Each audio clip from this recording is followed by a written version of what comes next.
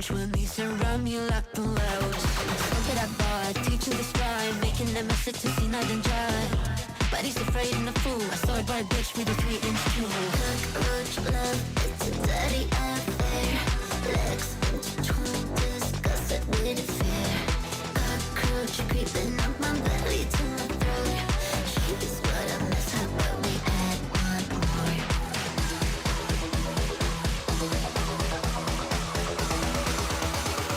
Jeez, look at that.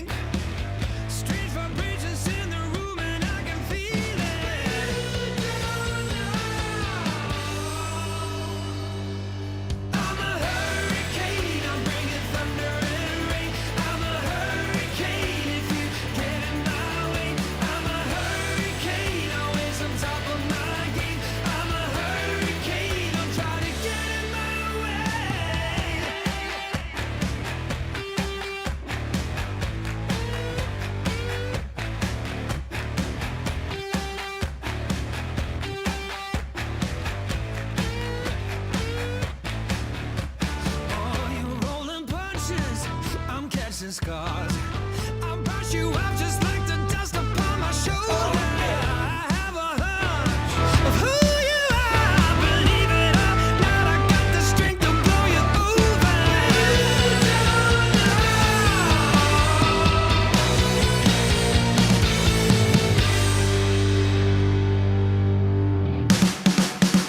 I'm a hurricane, I'm bringing thunder and rain.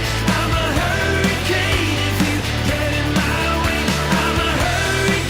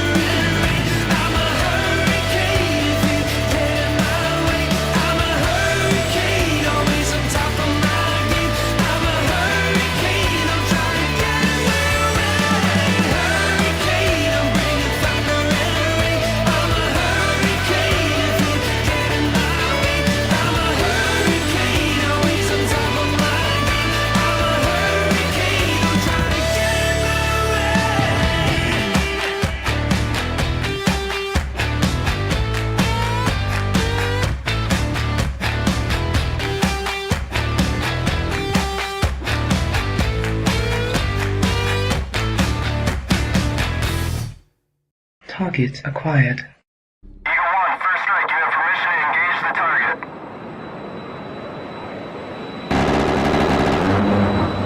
Warning: the following video contains explicit language which may be offensive to some viewers or inappropriate for children. The content within this video is intended for mature audiences only.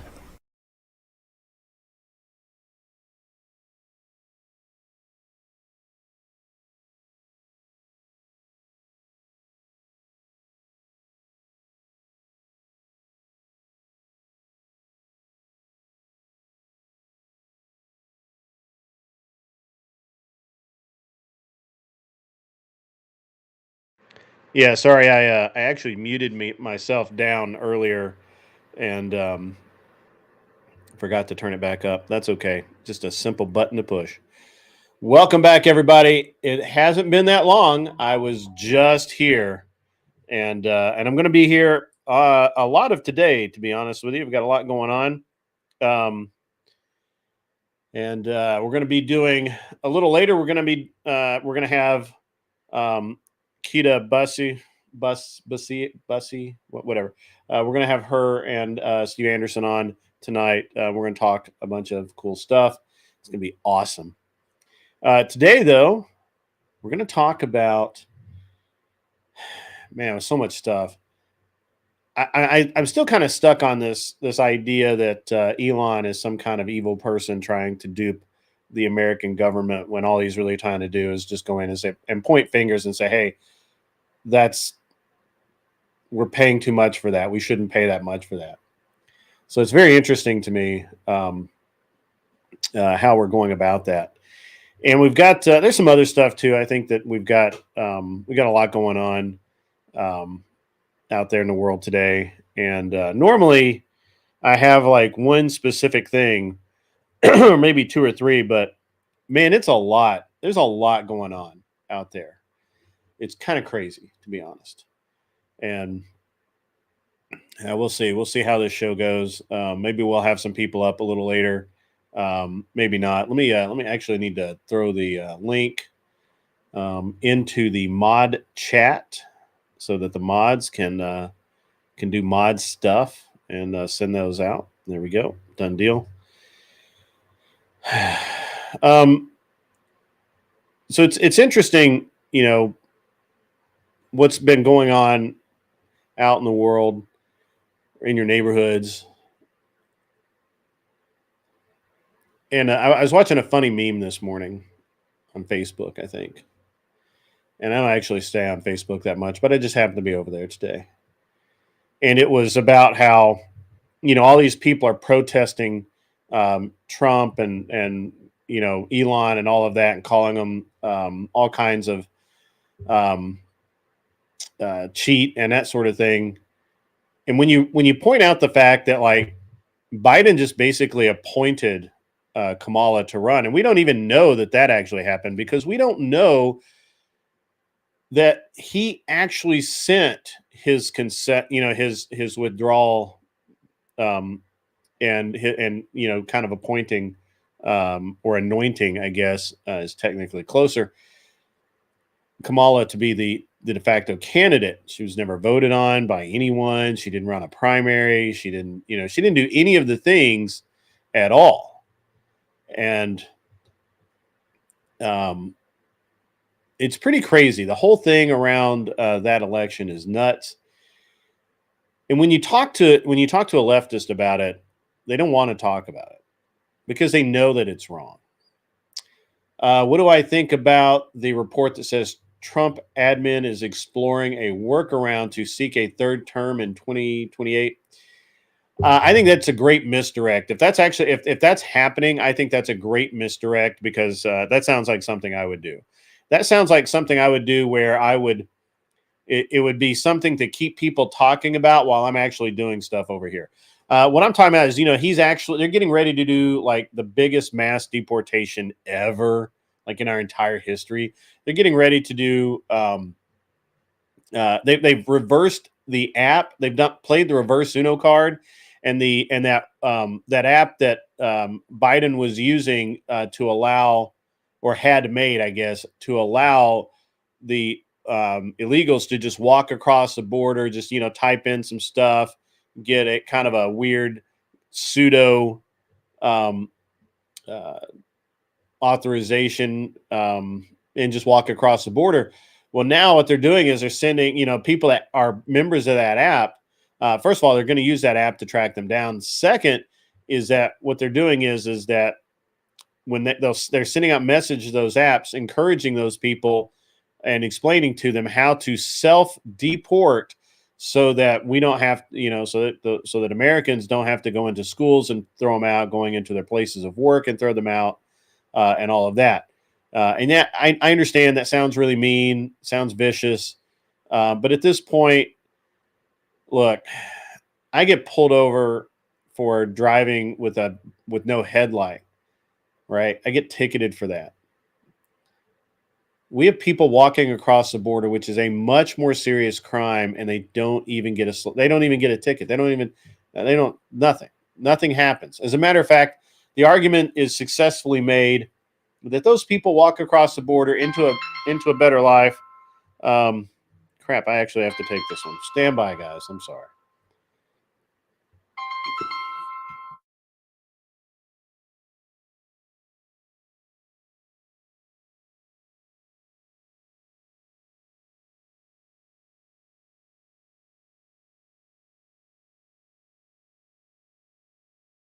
Telemarketer got me, guys. I thought it was somebody important. Let me kill this ringer. There we go. Anyway, so look, I think it's a much more serious crime to walk across the border and, you know, just take up residence, no paperwork, nobody knows who you are, nobody knows why you're here, any of that stuff.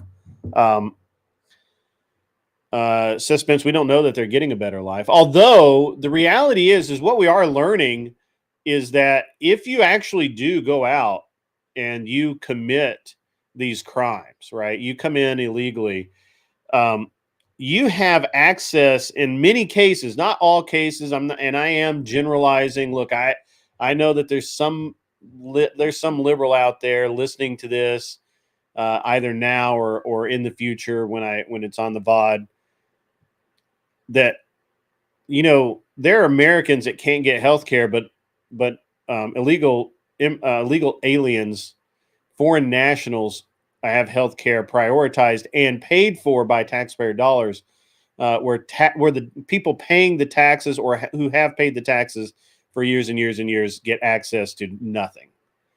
And if you can't see why that's wrong, you are part of the problem. You just are. Welcome, Seth Spence. Good to see you in the chat today. I know there's a lot going on out on the big wide internet, and I'm glad that you've all chosen to be here with me while I rant, ramble, and rave. That's true, Seth Spence. If you don't have a border and you're not a sovereign nation, you're not a nation technically, I guess.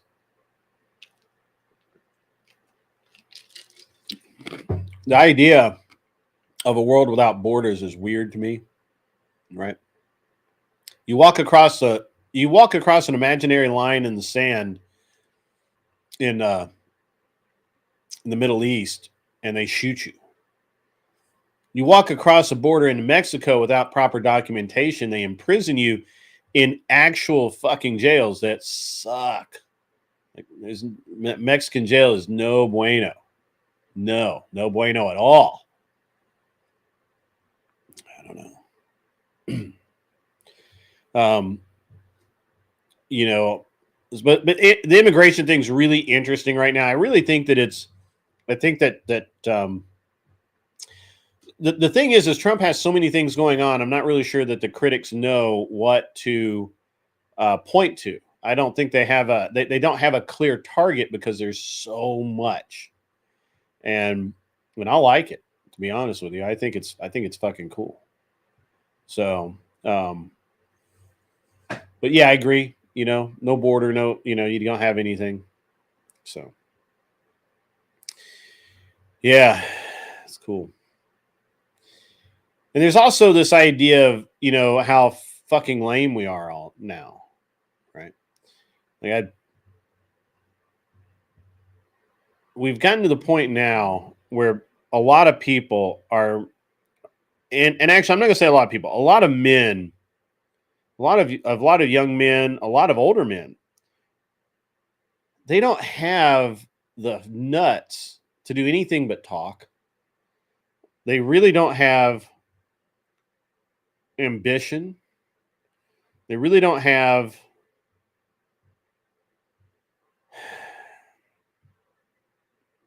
enough drive. I'm actually shocked that a lot of people get out of bed in the morning. I'm shocked at that because to hear people talk, why even get out of bed, dude? If all you're going to do is sit here and bitch, why are you even out of bed? Why are you here? Why are you talking? You know, it's interesting to me. It was probably I'm probably the only person that's interested in it.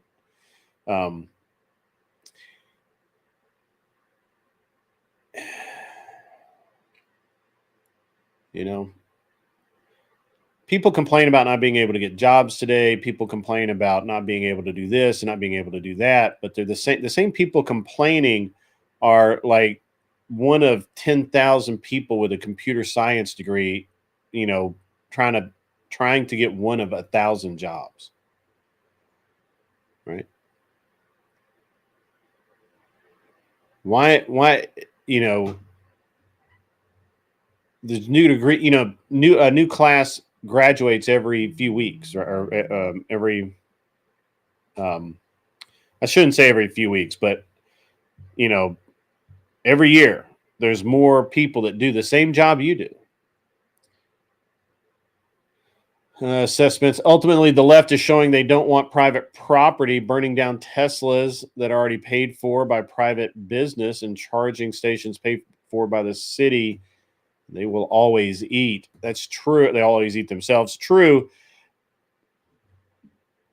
My stream is weak today. I don't think it is. I'm in a sense of awe, guys. I'm kind of in a sense of awe. And I'm in that sense of awe because, or not awe, I'm not awestruck. It's not depressed. I'm not depressed by. But there's a reality out there, guys, that I have been looking at and talking to people for a while. And a recent conversation I had was that they're unhappy because they can't they can't see a path to even get a job. They're checked out. I had a discussion with that person's family. They're letting this dude live at home. Like they're literally like, and not just not live at home with, hey, you got to pay bills or hey, you know, all of this. Did I see? No, Imperious, I didn't see that. What was the original decision and what was the reversal?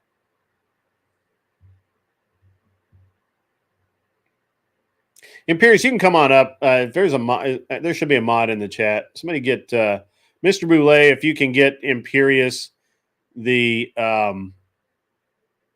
if you can get Imperious the link, I'll let Imperious come up. It's fine. Rather than him try and type out a bunch of stuff and confuse me for a fucking hour. Men and women's prisons. Yeah, we shouldn't do that. Shouldn't do that.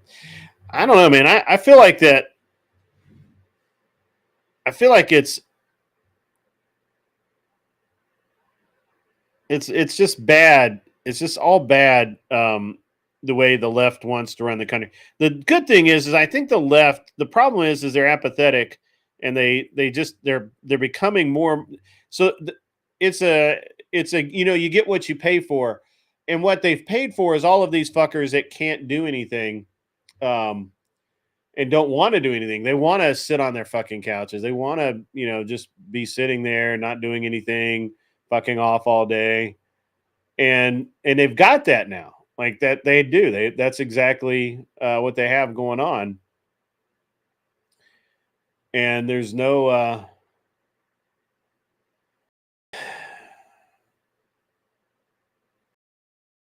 there's I guess there's no way but forward, so that's good. And the second thing I think is good is we're seeing in real time what it looks like when liberals get their way.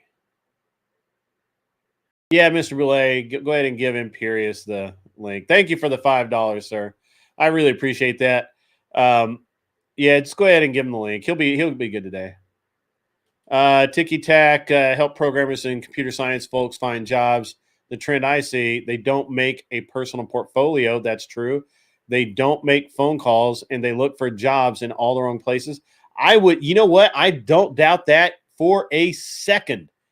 For a second, I don't doubt it. Look, they're Seth Spence. They're getting talked into Marxism because they see it as a way that they themselves will not have to work. And if they do have to work, it's going to be something that they actually don't really have to work that hard at. That it's a gimme job. There's nothing. It's a nothing burger. There's nothing to it. It's kind of crazy to me, right? It's kind of nuts. I've been trying to figure this out now for a little while, and I haven't really. It took me a minute to kind of come to terms with the fact that the reality is these, especially in the IT or whatever you want, computer science, advanced technology, whatever the fuck, dude, this kid, man,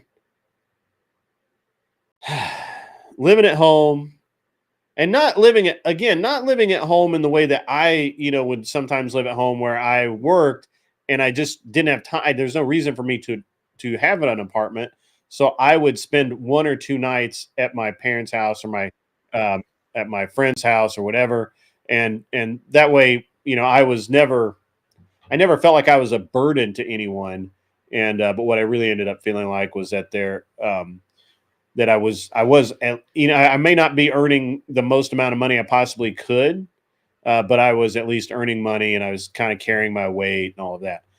I really feel like, or what my observation is, I shouldn't say feel like, my observation is that it seems like there's an entire massive number of people who have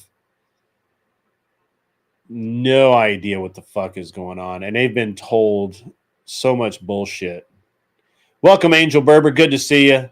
Glad to see you there.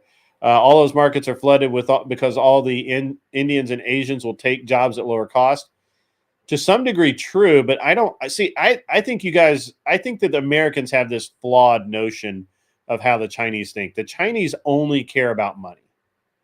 Right? Yeah, dude. Like, people don't really. If you haven't been to China or don't know, like, they will pollute every river. They will stomp on every face to get like. Now, but yeah, you get what I'm saying. That is the mentality. I'll give you that. Yeah, that's what I'm saying. Like, they will like bulldoze. Yeah. To Curious's point, China actually who leads the world in green concepts right now and industrial and China, because they have to. They polluted themselves so bad. Yeah, right. Well, no, because Beijing is kind of the same. The air quality right? is so bad. Yeah, it's so bad. It's that kind of same thing where that LA has, where the air doesn't move in or out. It just it's way worse. I mean, look, I grew up in LA. Look, LA is still pretty like decent. This is like LA in the '60s. What they're doing now. Like, I remember my grandparents literally have the best clean burn factory technology in the world. Well, and then they have to clean up their Yellow River because you can't even really like. They've been cleaning that up. I mean, they have to. The Chinese.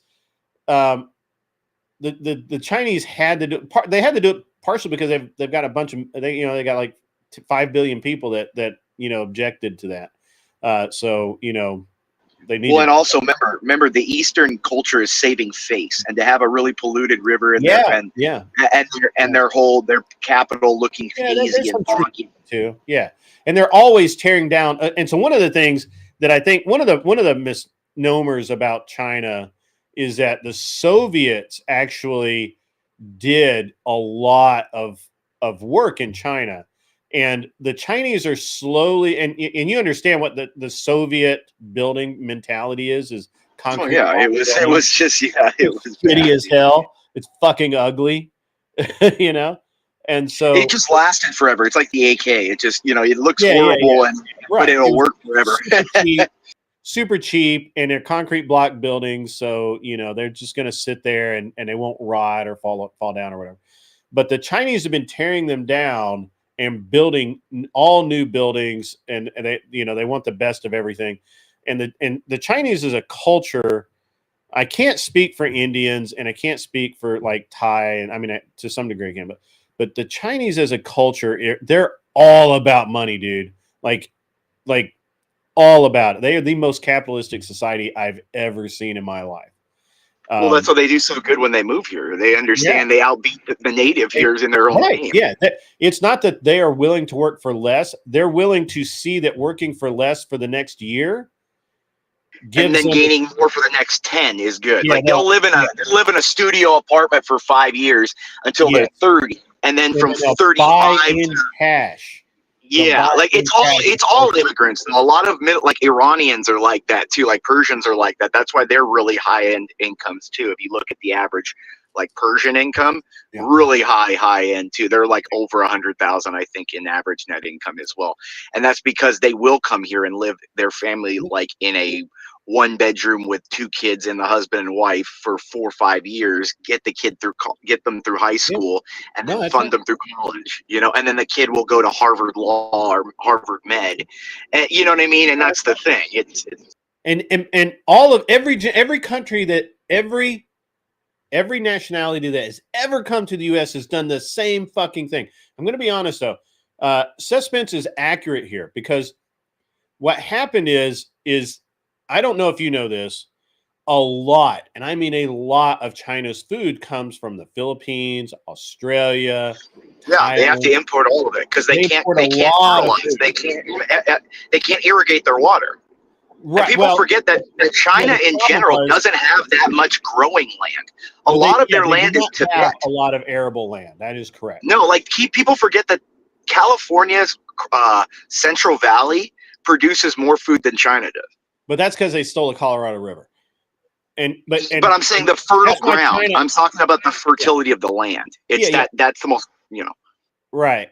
And it could be the same in China. China understands that if they were, that's one of the reasons why they won't let go of Mongolia. Right.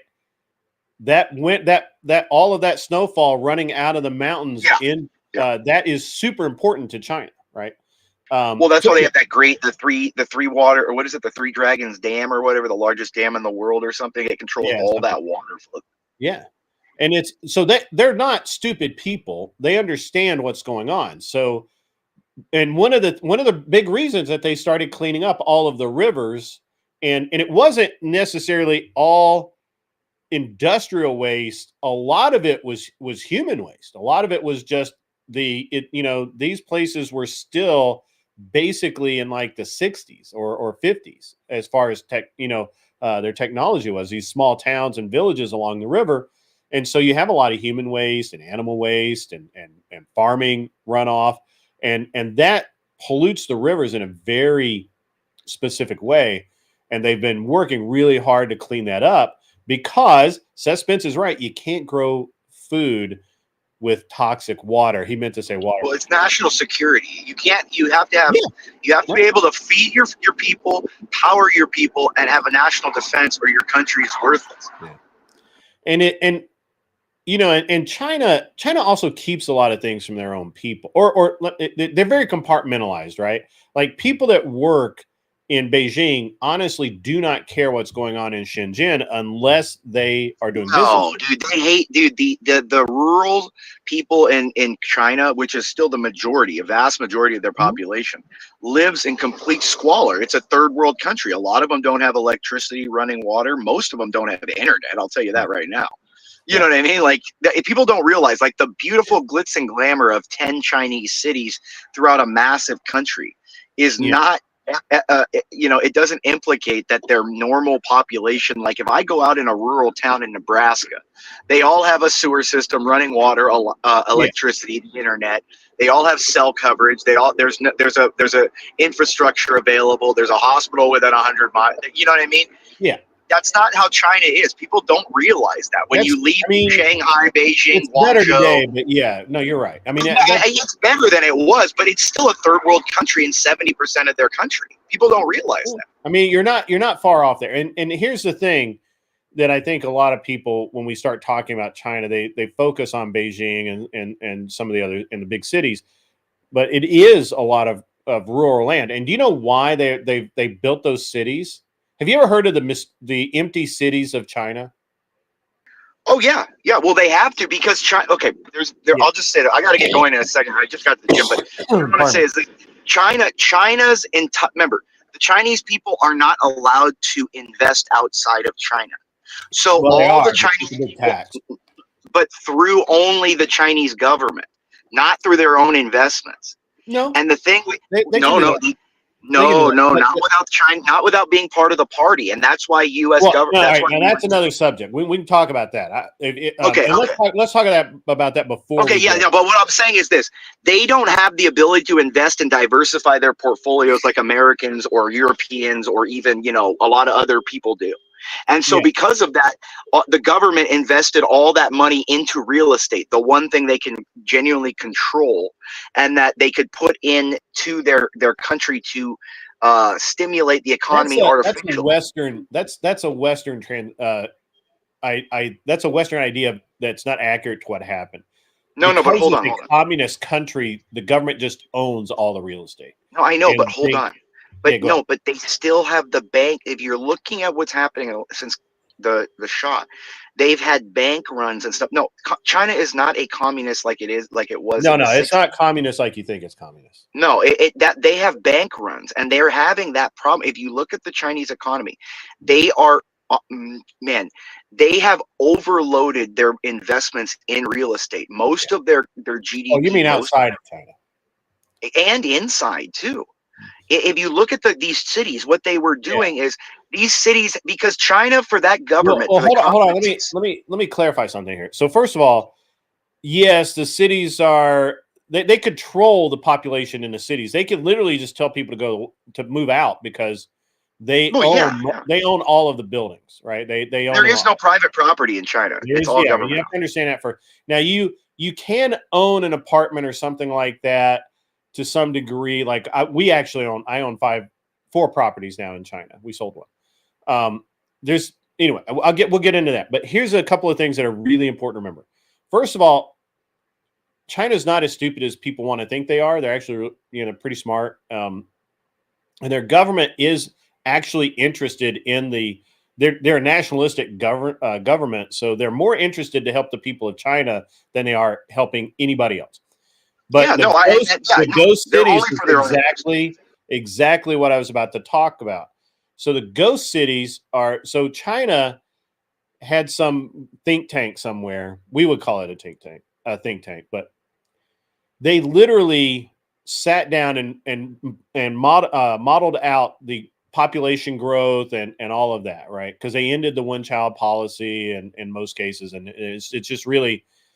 So they modeled all this out, and what they came to the conclusion is that they could not grow enough food to support their society without, and they would have to import a massive amount of food, and even more than they are now.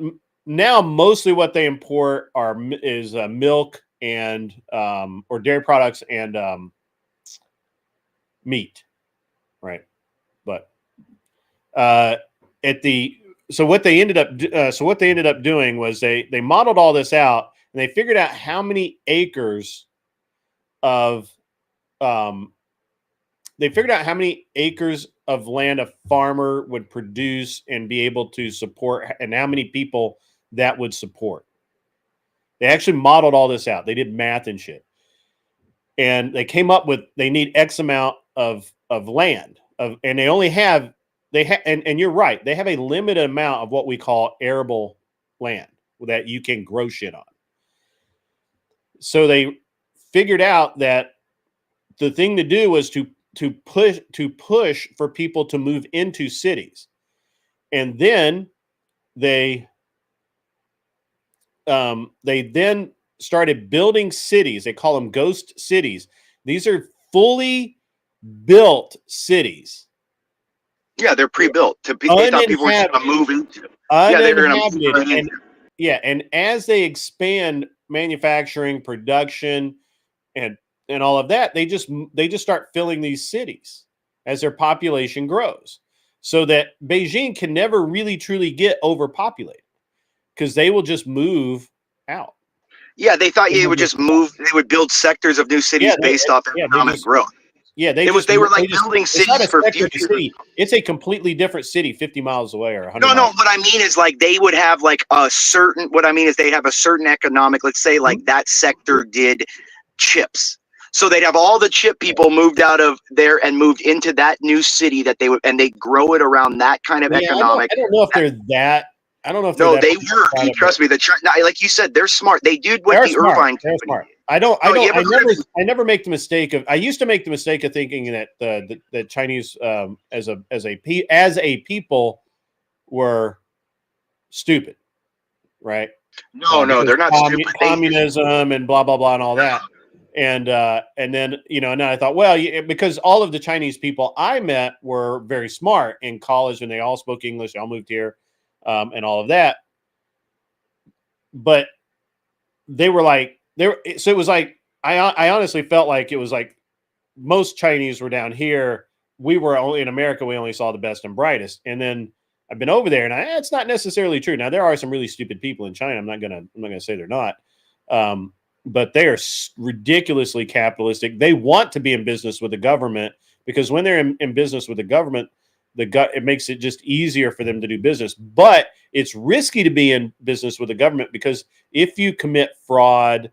If you violate any section of a contract, the consequences are serious, right? Yeah, no, exactly. And it's not that they're stupid. People think like the Russians are stupid. They failed at communism. Russians are some of the smartest people. If you look at aeronautics and inventions and all that kind of stuff. It can be. Yeah, but that's what I'm saying. Like Chinese too. It's just that people have certain cultures that have implications and are more tendencies to fall into certain traps. I just wanted to say this before I go, it's that the real estate. Look, I got to go to the gym. But I wanted to say this about the judge first. Remember, people are forgetting. There's been 115 nationwide injunctions now against the Trump administrations and their executive orders. That's more than all presidents combined. Okay, and if now you're having, like I said, you're having judges now. Like literally oversee the executive branch's executive powers. Like they're implicated and they're stated executive powers. Well, you're seeing what I've said for a long time. And look, even being in the field, being an attorney, I'm telling you, the courts are Lindsay not. wants a booty call. She wants you to call her at the gym. I know, I will. I love it. She's my girl, dude. I love my Lindsay. Anyways, she'll talk dirty to you. I know. She might show you her booties. I don't know. I get her so angry that she gets all flushed and she starts hitting me, but then she starts kissing me too. It's like the movies. There you go. And then, so okay, no, but the problem that you have is that you have the weakest branch of government that never had the original judicial power of judicial review. That they gave that to themselves. People forget Marbury versus Madison. The court gave itself the power of judicial review. The Constitution never says the judicial branch is purpose is to oversee national court cases. No, it doesn't say anything about that. It says it says if there's implication between the states and between international law and stuff, it oversees that. But there's nothing there that says, judicial review, that the Supreme Court was somehow the final arbiter of law or of what should be implicated. The president is that, because the president controls force.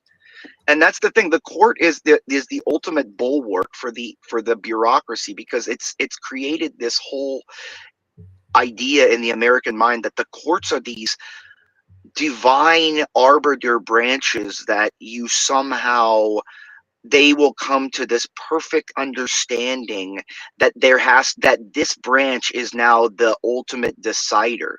Why the hell do these judges who have nothing about nothing, were granted nothing, who gave themselves power, who have no authority over anything, Well, more because they powerful feel than like they're Congress? invincible. They feel like they're Well, no, invincible. no, Do you it's remember the that. last time a judge has been impeached? Well, oh God, 1800s somewhere.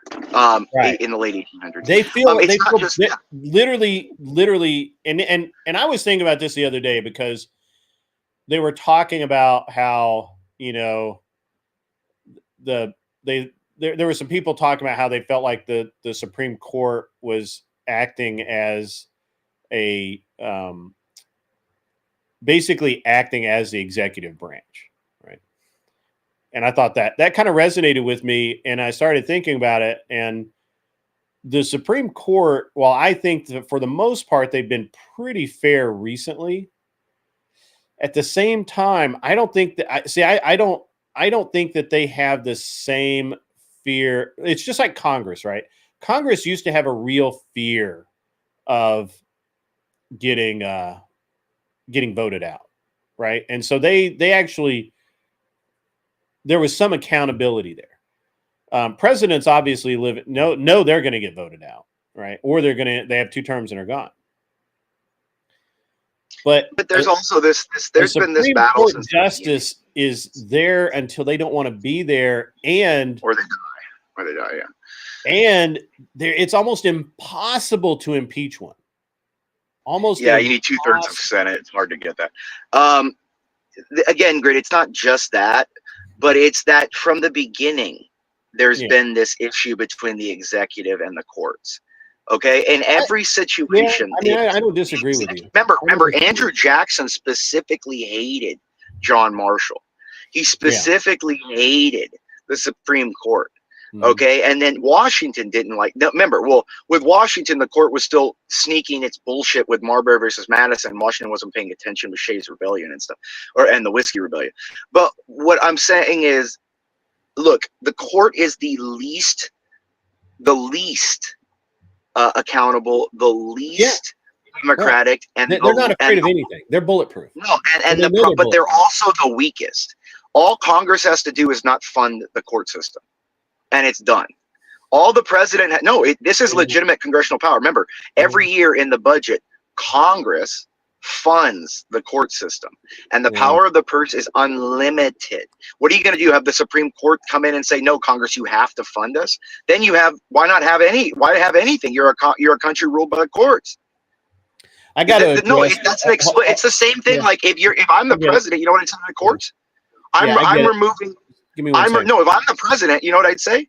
Yeah. If you disagree with me, I'm removing all police, all military, all equipment that for metal detectors, for protection, all Secret Service. I'm removing it all. Now make your ruling. It is interesting that in modern times judges have become a protected class. I got to answer this. Jack M. Sheridan, you have to unsubscribe to me because I own properties in China and are shilling pro-Chinese garbage. No, I'm not shilling pro-Chinese garbage. I admit that they have problems, and I have no problem throwing them under the bus for the actual things. I'm sick of narratives, man. I'm sick of people saying that they hate Russia. They've never been to Russia. I don't have any problem with Russia, to be honest. Yeah, I've always met cool Russians. They're cool people. I have one last question before I go. Go ahead. When you went to China for the first time, did they call you Gojira? No. Oh, okay. All right. I just, they are little. I didn't do the Chinese tour. I didn't do. No, I know, but they are little people over there. They are smaller people. You've noticed that too, Grid. They are smaller people over there. And some of the Chinese are really not in the big cities, the rich Chinese, but you go outside and you drive between them, you'll see like the rural Chinese. It's just like the Latinos in Mexico. In Japan, I felt like I was a fucking giant.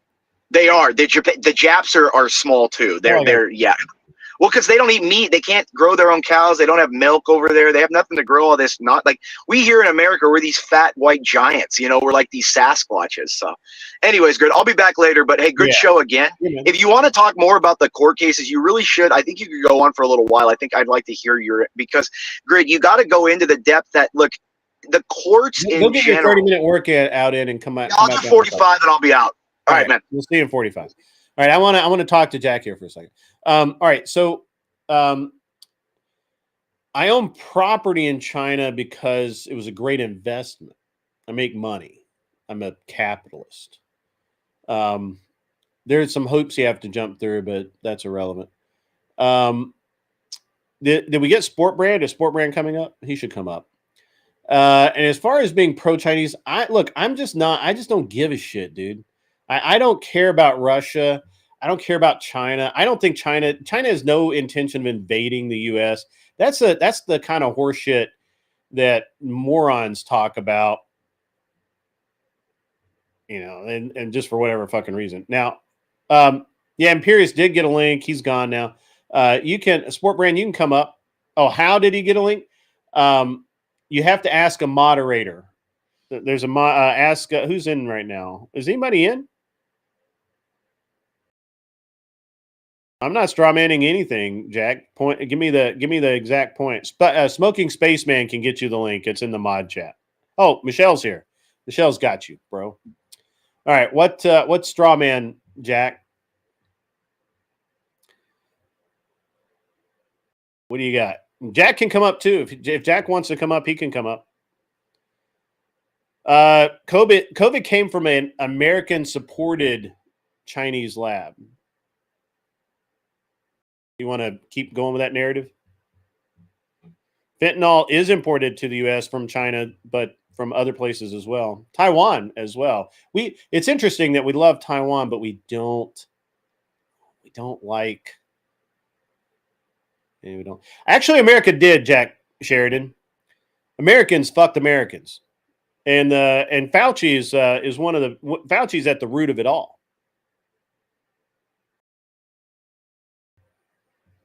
Does anybody have any other information? Because Silver Ogre, yeah, no, he's really excited about the court thing. He's a lawyer. He's really excited about the court thing.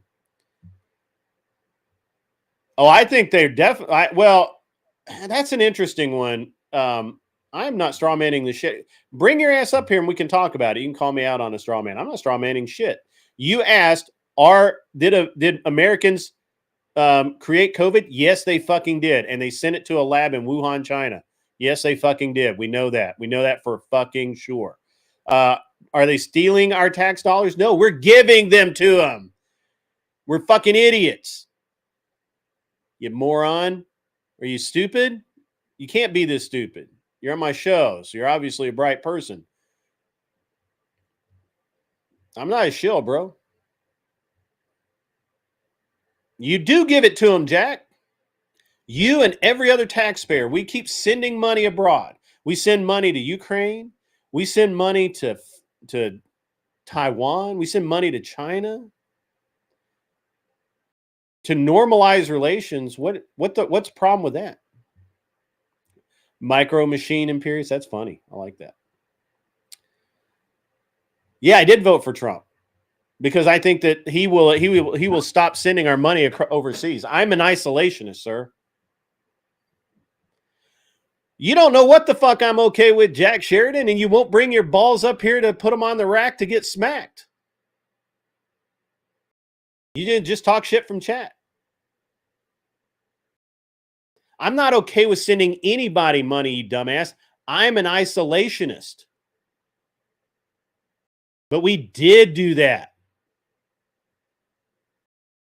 Oh, you think Jack M. Sheridan's AI?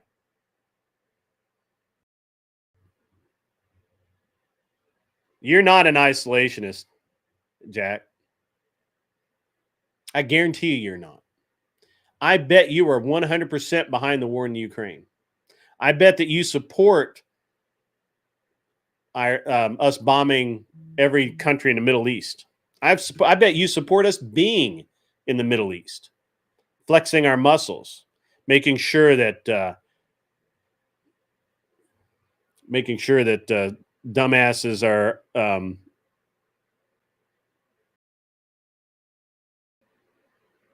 oh, sorry, I got a text. Pardon me. I would own property anywhere in the world and still be an isolationist. You're a dumbass. You won't come up here. Come defend your come defend your position, sir. It's not a straw man. Do you know what a straw man is, sir? How did I straw man you? Throw it back at me.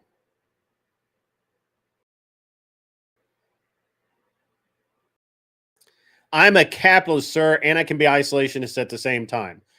Free trade is what I'm for. I'm absolutely isolationist when it comes to government economics and military. But you're a complete fucking idiot if you think that because I own property in other countries that's anything but free trade and being capitalist and making money. You're the traitor, actually, because you're okay with sending Americans to die on foreign shores. You are. I'd own property in England right now if I could. Unfortunately, that shit's expensive as fuck. Yeah, Sport Brand should get a link. Jack Sheridan can you're not interested. Well, then don't trade with the Chinese, you dumbass. How hard is it? Do you know what actual free trade is, sir? Free trade is not anti-American. Actual free trade is exceedingly American. You have a house in Tivoli, you rich bastard. That's how you know Imperius has got some money. No, you're wrong, sir.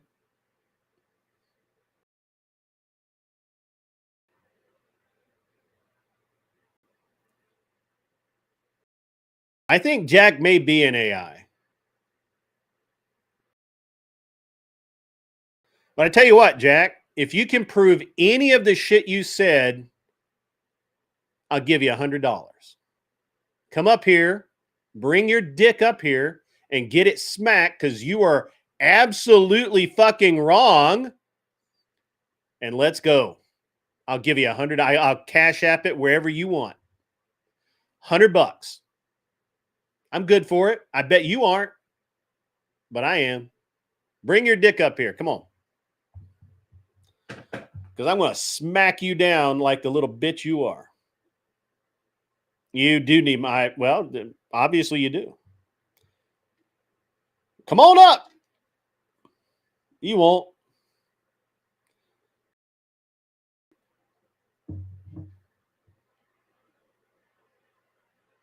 You can own property cheaper. You have to do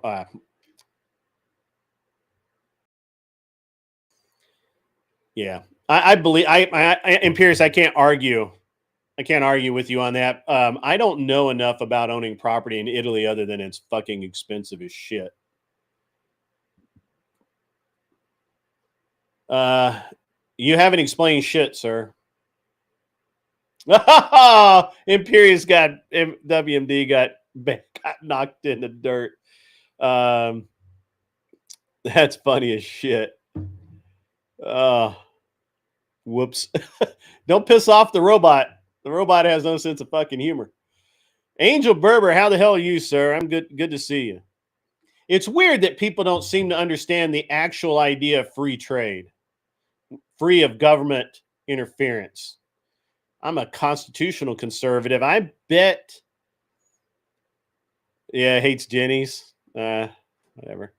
I bet Jack is unaffiliated.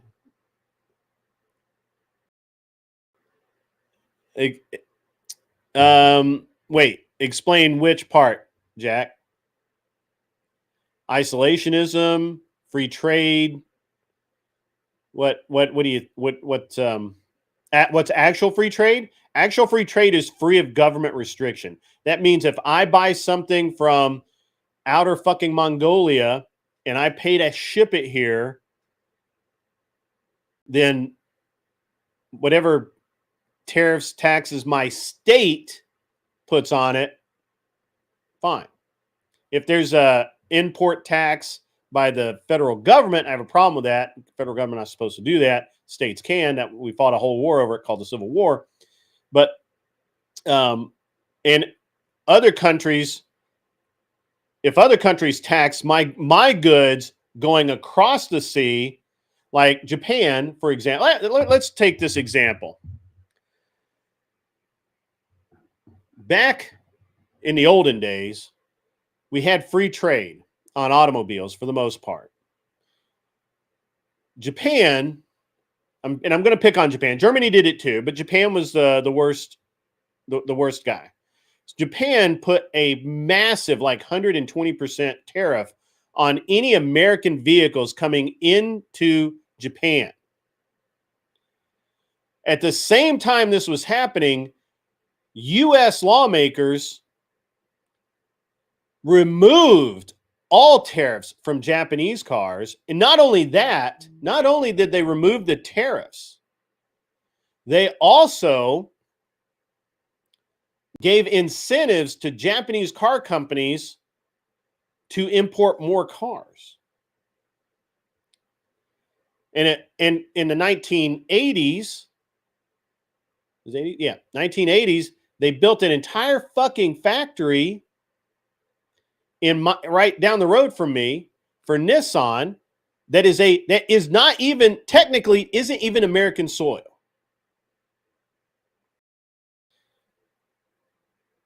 You asked me about free trade, you dumbass, and I'm giving it to you, and you don't like the answer, and this is a problem. The problem you have, sir, is that I'm talking. You asked me what actual free trade is. I'm illustrating it for you. You know I'm fucking right, and now you can fucking fuck off and die, right? We can talk about foreign trade with specific countries, but when it comes to China, my position is flat out treasonous. No, I'm not. I'm not running from China. What do you want to know about China, sir? Did you know that technically, as an American, I cannot own property in China? I have to own it through my wife's family. Do you know that? Did you know that, Sport Brand? No, that's actually something I did not know. I did not know you couldn't do that. Yeah, foreigners can't own property in China without very special permission. I have to own it. The only way I'm able to own it is through my wife and her family. And I assume that. Yeah. And it was, we'd actually looked at buying property in Australia. Australia at the time, the property was really cheap, but I really didn't see that that the market was going to move. Right. Right. And I'm all about making money. So ahead of the Olympics, there was a lot of movement in the market in Beijing, obviously because of the Olympics were being held there, and there was a very, you could make some money pretty easily in the market. Right. John Burt, the Nissan factory is a foreign trade zone, sir. Do you know what that means? Do you know what that means, Sport Brand? Yes, I do. Could you define that so that I'm not accused of straw manning? It's outside of Americans' availability to invest in. Is that correct? Well, we can't tax it. Right. We can't.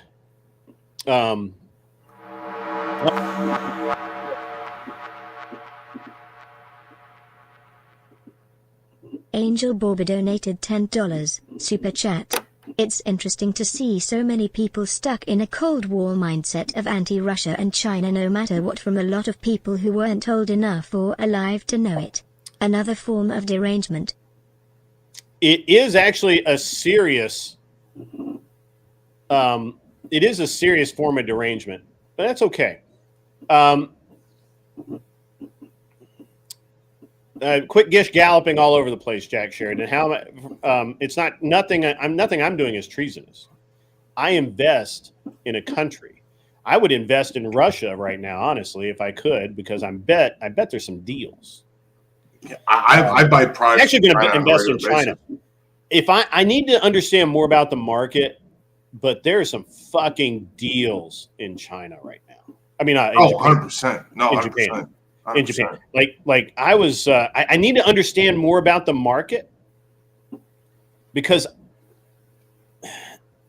in America it would hands down be a fucking deal. Like you would buy it right now and you would keep it for 10 years and it would be great. My whole company is basically in China. We do like the programming in America, but the infrastructure and the products we have to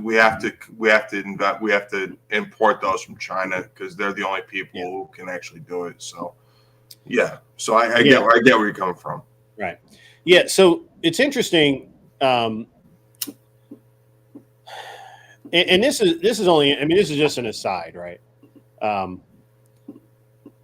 When we talk about the Chinese economy, is that we're such a small part of the Chinese financial situation. They give a fuck less. They honestly don't care. If every American company said tomorrow that we're just not going to import Chinese goods, the politicians would rattle their sabers or whatever chopsticks because, you know, globally it's not a good look, right? But really, they don't give a fuck. They have a 5 billion person market.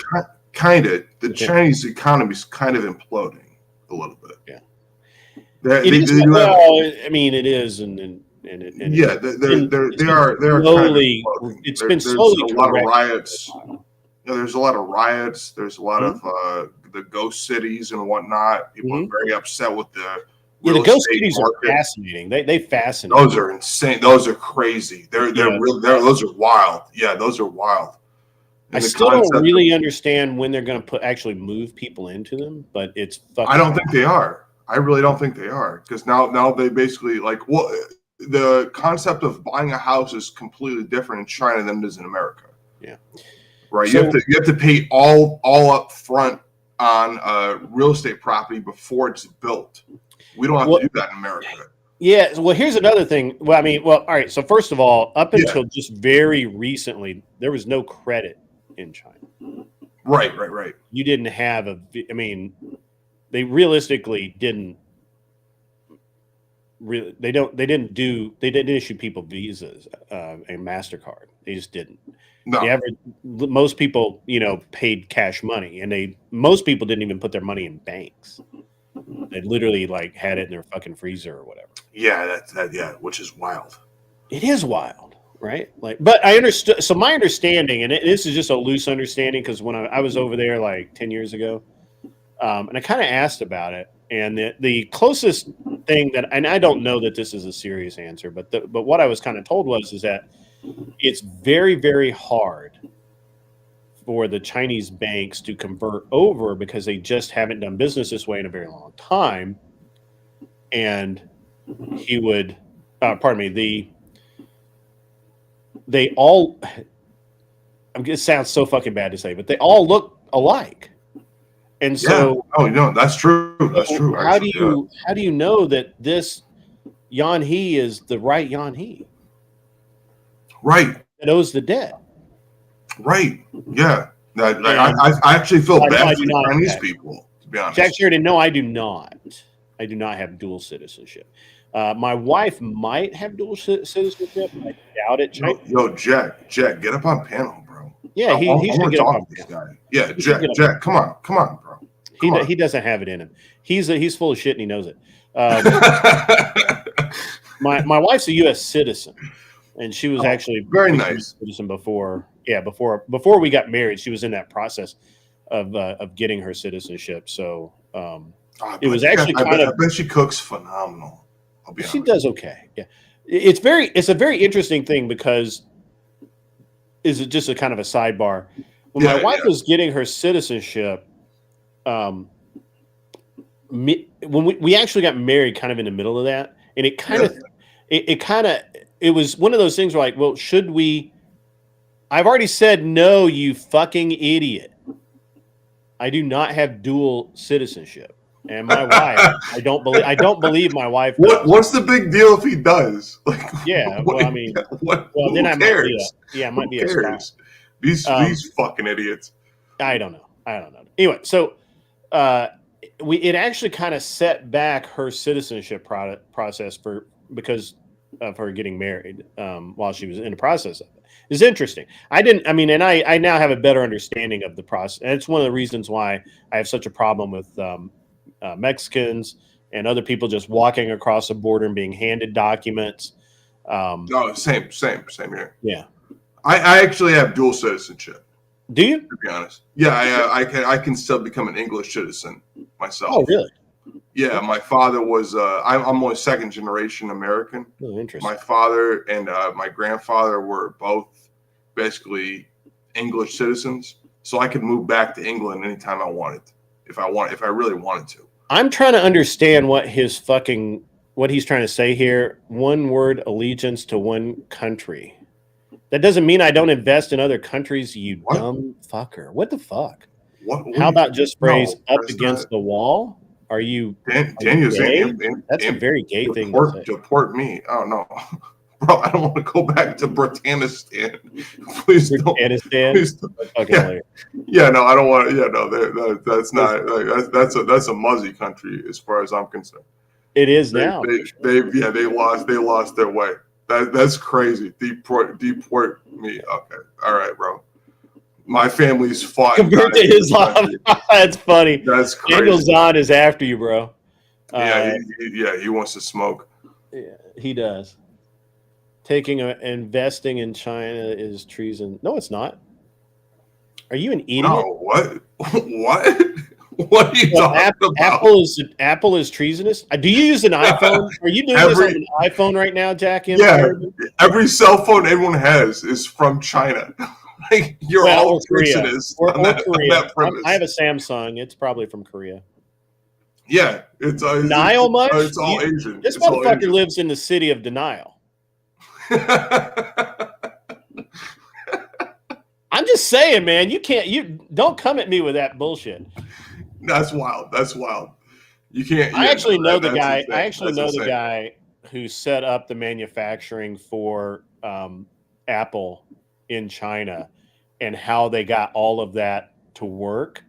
Because in the beginning, they really couldn't do it. Like, they just did not have the processes, and so it took a while to get it to where they could produce the iPhones with the least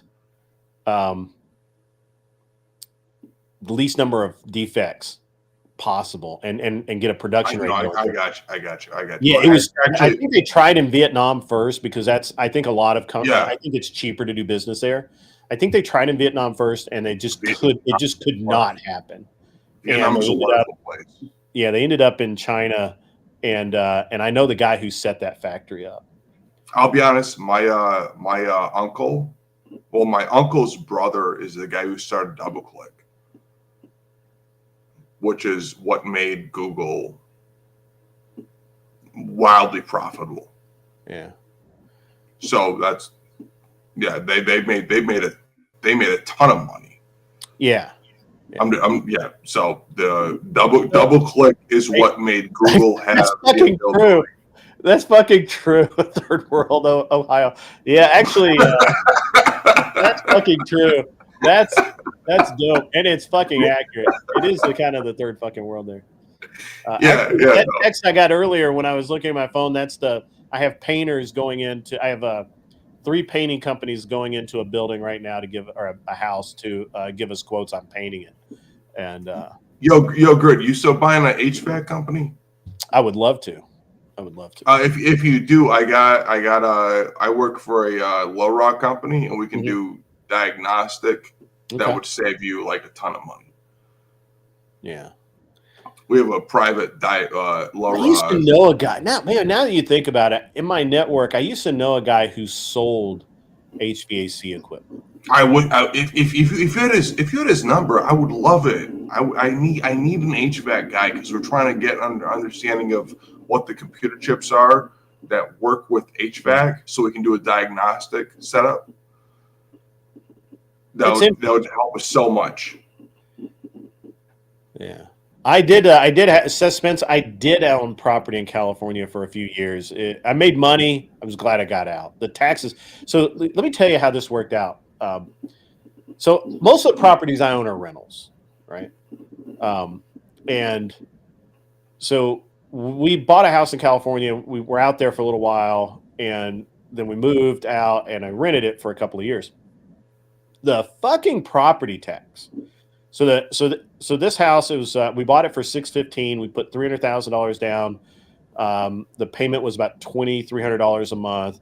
The fucking property tax was like $1,100 a fucking month.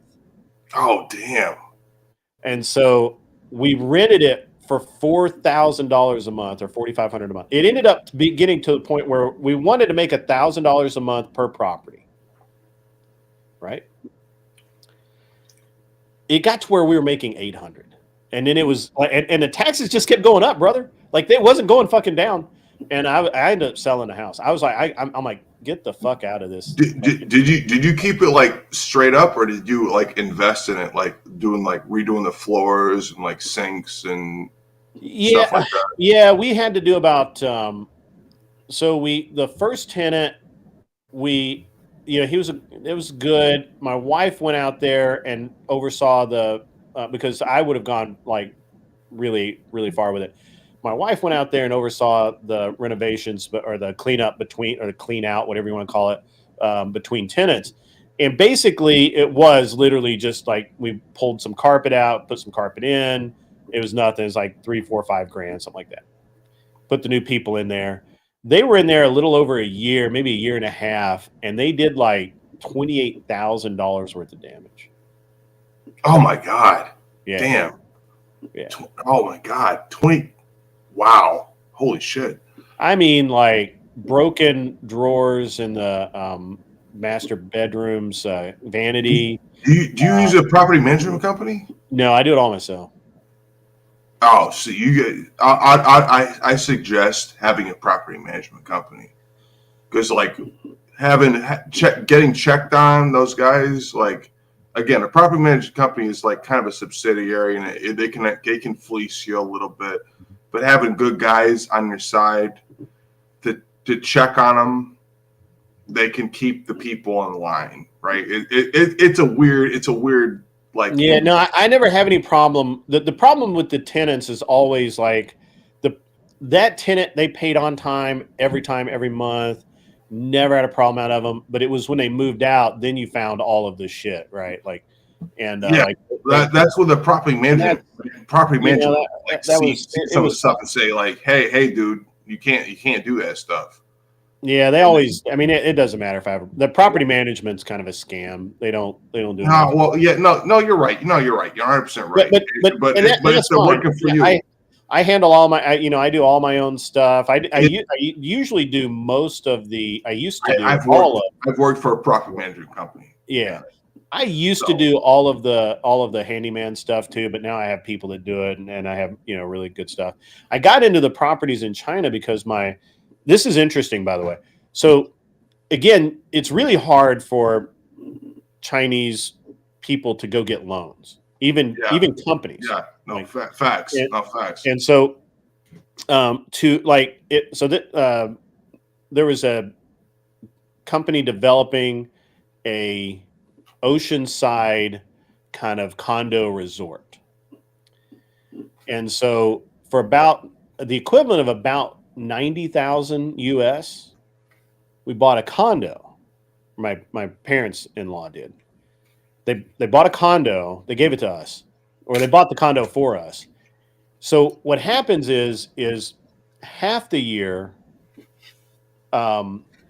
we have access to it at any point in the year, but then when we're not there using it, which we never are, they sell it like a hotel room, and we get the money.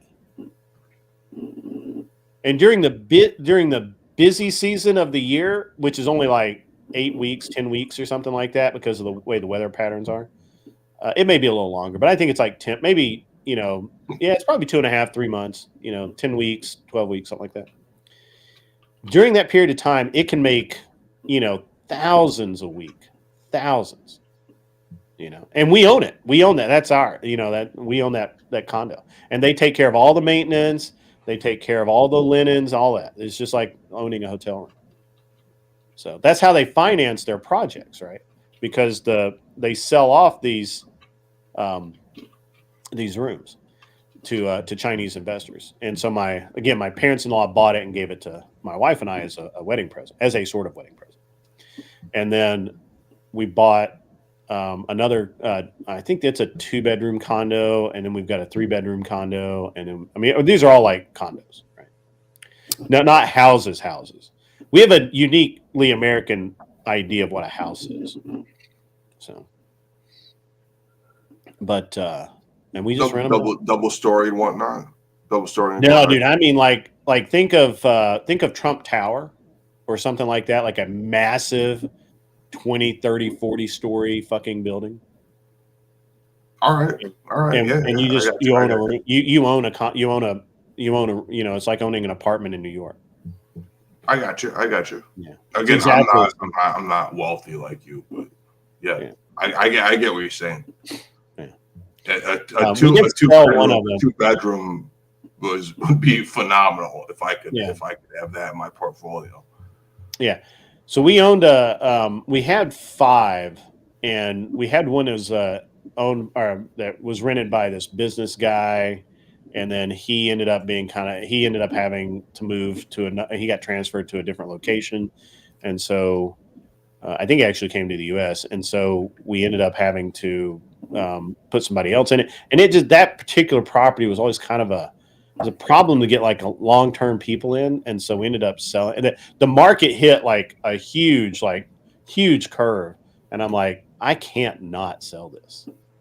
Why not? So, I mean, great to be honest. I've been a property management person. I've worked with those guys. Some of the guys, you get squatters, or whatnot. So you have to. We would. I've never had squatters. And I've never. I have to be honest. I've never had to evict anybody. Oh, it gets rough. Yeah, so I have not done. I've literally I don't know if it's just my process. I don't know if it's the way that I just the way I deal with people. Or maybe it's just me because when people meet me, you probably get good. You get to good tenants, probably. I do. You're a good guy.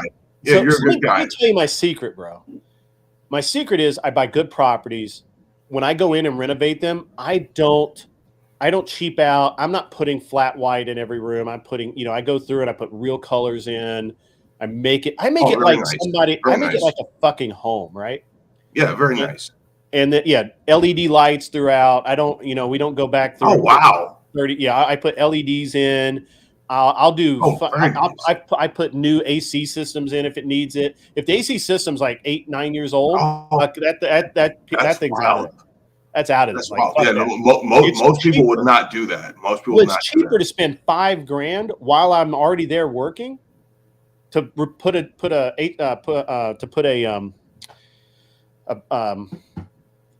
what do we call them now? HVAC. Yeah, but there's a word for it. It's a packet system in. Yeah. It's better to just go ahead and spend the $5,000 on it than have an angry ass tenant and then spend 10 fucking grand. Exactly. To have it put in, right? Because I've already got people working there, right?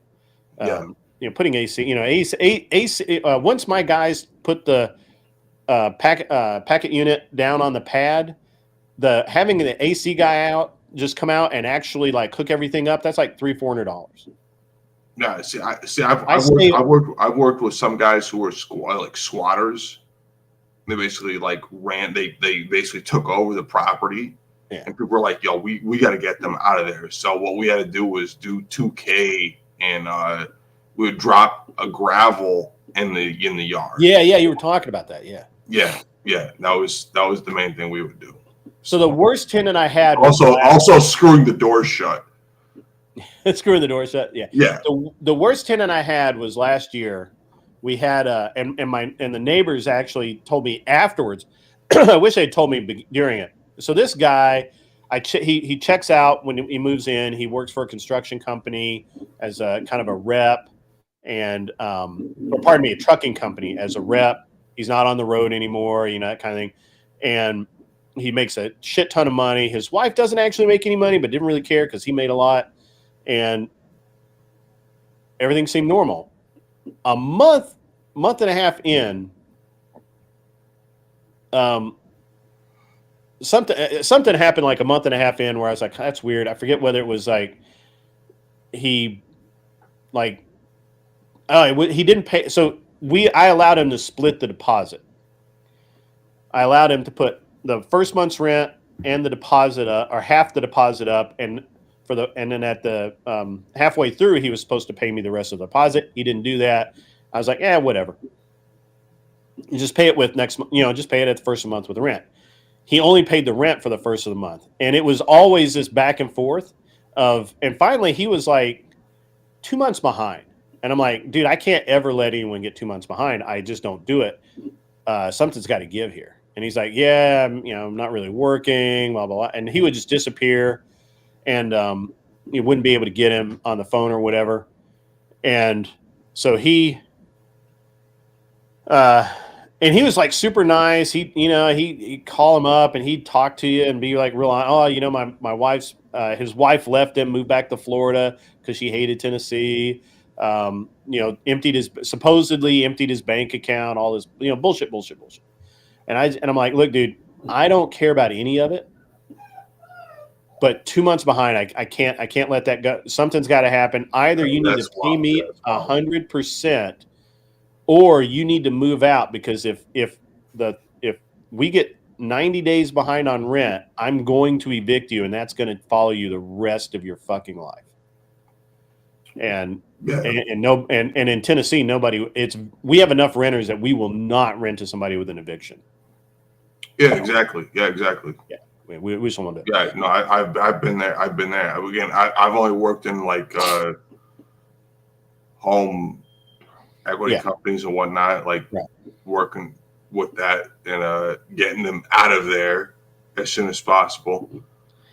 So you understand what I'm talking about. So I made a deal with him that if he was out by the 15th of December, now keep in mind he'd only moved in like June or maybe July. I think it was July. He moved in July. So it was August, September, October. So he basically had only paid 2 months rent, and he was 3 months behind.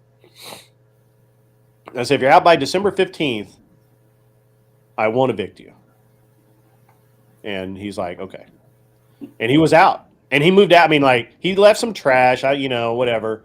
And it took me a couple of months to actually get the house rentable again, because right after he moved out, dude, we had snow, and then it would clear up, and then we'd have snow again, and then it rained and turned everything into a big pile of fucking mud. And it was a really interesting. That was the most interesting tenant situation I've had. I've helped others with like really interesting tenant situations, but I haven't had a big problem. So well, so some of the people I worked with, they've had like just. Oh, I know, dude. I've heard all the stories. Yeah, just horror stories. I have we had to do anything we could to just get them out of there. I have one of the guys that he's like me. He's we're small time. I've got right now. I have like it's like 5 properties in the U.S. and with just that I own, and then with the fund, I think we're at 7 or 8, and we're gonna buy 20 this year. Very nice, very nice. Yeah, the fund. But so this guy's about like me. He's got 5, 6, 7 rentals, something like that. He's doing pretty good. And he rented to this guy, thought it was cool. The guy had a great job, good story, good narrative, everything checked out, credit's good, everything's great. The guy pays like the deposit, first month, last month rent, all of that. Second month, he's on time. Third month, I think he was on time. The fourth month he was in the house, all communication stops, and he doesn't pay rent. The 15th of the month comes. John goes over there. My buddy goes over there to just see what's going on, and nobody answers the door. So he calls the guy. Well, no answer again. All right, so now he's like, "Well, I'm going to do I'm going to go in. We in Tennessee during daylight hours, we can knock on the door and go inside, right? Just simple home inspection, nothing. We can't touch anything or whatever. In theory, people should be home, but that's not a legal criteria. So he goes over, opens the house up, looks inside. Oh, pardon me. He goes over. He tries his key. His key doesn't work. Guys changed the locks. Oh, geez. Got no trespassing signs up everywhere. Oh, man. So this complicates things because the idea behind the landowner being able to go in is that they have a key and they're not breaking in, right? So now he's got to get the cops involved to come over there with a locksmith. So he's got to set all this shit up. So he gets the locksmith, the cops, they pick the lock. The guy's sitting there on the couch, tells them all to get the fuck out. It's his house. He has a right to be there. He's on the lease. He's not, obviously he's in violation of the lease, but he's not been evicted. Right? But he's violated the lease, not only by not paying, but by changing the law. That's not me what boys would treat it yet. Right. Like this is, but they can't do anything about it legally. They can't throw him. Well, let's say not legally. But not legally. We could definitely get him out of there. Yeah, the sheriff's sitting there like, we'd love to throw his ass out on the curb, but we can't. Right? And there's no damage to the house. Like the only thing is they're like, hey, it's a civil matter. You're going to have to go after him in court to get your rent or whatever. And that guy, he put up, it took a year of fucking around with that dude to get him out. See, because he would, I've dealt with that stuff. He would go to court. The judge would look at him and say, "Are you going to pay your rent?" And he'd say, "Yes, sir, judge." "You going to change the locks back?" "Yes, sir, judge." "Okay, you got 10 days." Oh, wow. Wouldn't fucking do it. You got to make an inconvenience. Go back to you got to make an inconvenience for him. Yeah. To be honest, you got to get him out. Get him out one way. Well, he knew how to play the system. Usually, it's really easy but this guy knew like exactly how far he could fucking push it. Well, see again, that's where like a certain level of property management comes in, right? Like that guy, like again, you smoke out his house. I honestly don't know what John ended up doing to get rid of him. Yeah, no. You can do a lot of stuff. Like have a whole load of gravel dumped in front of his driveway. Yeah, I think what they ended up doing that works really well. To be honest, like it takes like $2,000 to have that done, but everybody that like I've known. Oh, not here. It's not $2,000. It's like $600 for a load of gravel right now. Yeah. It's not that much. It's not mad. It depends on the load, right? Well, here's the thing. So this guy eventually did get out. I think I'll have to check with John to make sure my recollection is correct. Yeah. I don't want to tell a lie, but I think what ended up happening is the guy. Obviously, the guy has to leave the house at some point.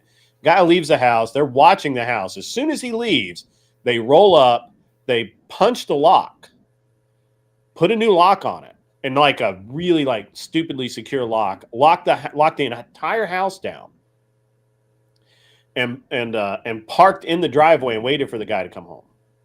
Guy gets home. They serve him with the papers. They refuse to give him the key until he goes to court and what they had done is that they had actually given the judge the key or the court the key, not the judge, but they'd given the court the key. So it's very interesting. It's a very interesting. That's the worst story. Now my parents were renting to someone, a family member. And he stopped paying rent. He had all the excuses, and I ended up having to get him out. But it literally, from the time my parents were like, "Hey, we can't get this guy out. He's family, and we don't want to get rid of him, or we don't want to be the heartless bastards. Could you take care of it?" And I'm like, "Fuck yeah." And it was like 30 days that dude was gone.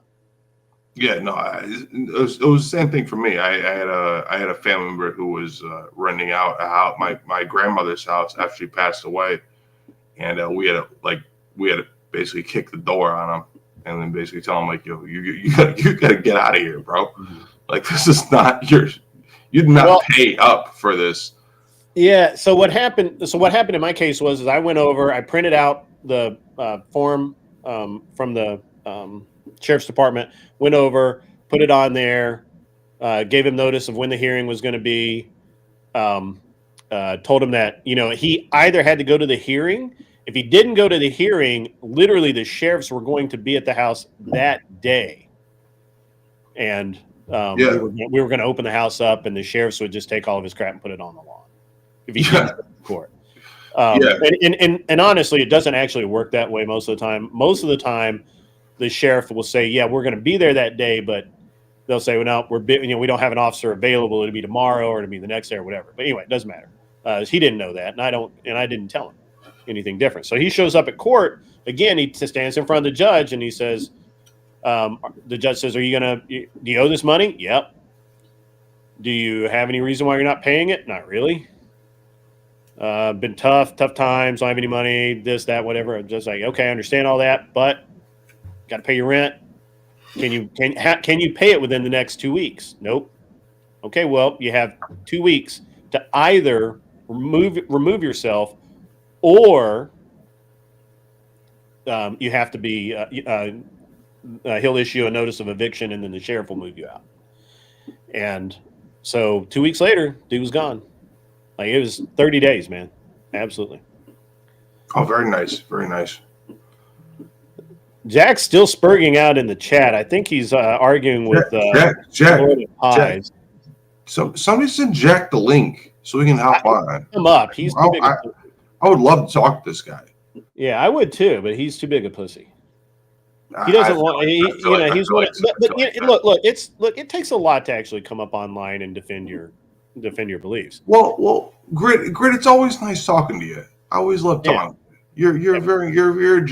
You're a gentleman in this guy. No, I mean, I'm not a nice person, but I know what I'm doing, and you're a man's man. You're a man's man. That's why I like talking to you. Appreciate that. No worries. I'm not a boomer, Jack. Thank you for inviting me. Also.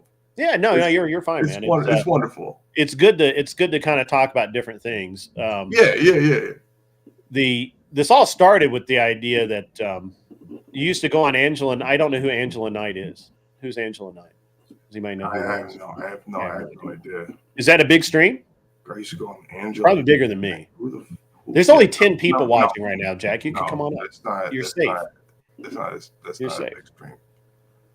No, I have not spoken to. Yo, Angela. Jack, hop on, bro. What the fuck? Come on, bro. A lot of people in chat are saying that I got a Jersey accent. Get out of here. Michelle, bringing that heat. Hey. She was an Asian girl who used to do panels a year or so ago. Oh, interesting. I don't know her. I don't know all the Asians. So I only know mine, really. Fair enough. No, Michelle is not a bot. Michelle is a something. Michelle's a sweetheart. Michelle's a sweetheart. Michelle is awesome, actually. Yeah, she's wonderful. Yeah, she's pretty cool. So I wish I had followed this argument so I understood what they were talking about. Yeah, I'm confused myself, to be honest. Yeah. Oh, Shaz is in the building. Let's go. Shazzy, what's up? Yo, good to see you, Shazzy. Very, very nice to see you. I'm so sorry Eternal gave you some threats. That's wild. That's wild. I got you back. Ogre's come up before. Silvar is cool, dude. He's awesome. He's good. Yes, no, Silvar is the man. I love that guy. He's always very kind. Yeah. I always like guys who are very kind. Like respect is respect due. You know what I mean? Yep. That's why Grid, I respect you to the utmost. And if you ever need, hit me up. I got you.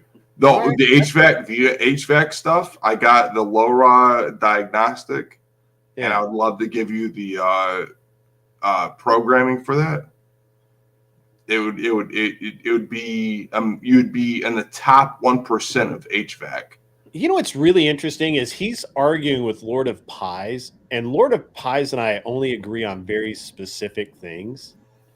I didn't know we agreed on this. Like I really did. I think Lord of Pies and I I think the only thing I agree with Lord of Pies is on baking. To be honest, I like baking a little bit. I'm not gonna lie, it's one of my favorite things. I'm a little bit of a baker. Okay. I have my own sourdough. Okay. I don't. I used to bake when I had time for. I don't have time for that kind of stuff. It's weird because it's weird how you prioritize time, right? Yeah, it's a little weird. I get into hobbies and I get kind of wrapped up in them. Yeah. No worries. It's very strange how I used to feel like I had time for anything. But now I'm like, dude, Carpenter's journey said I'm gay. Gay? You're gay? Hey, no worries. I guess, baby, a little bit. I mean, I like a little bit of fruity stuff, but whatever.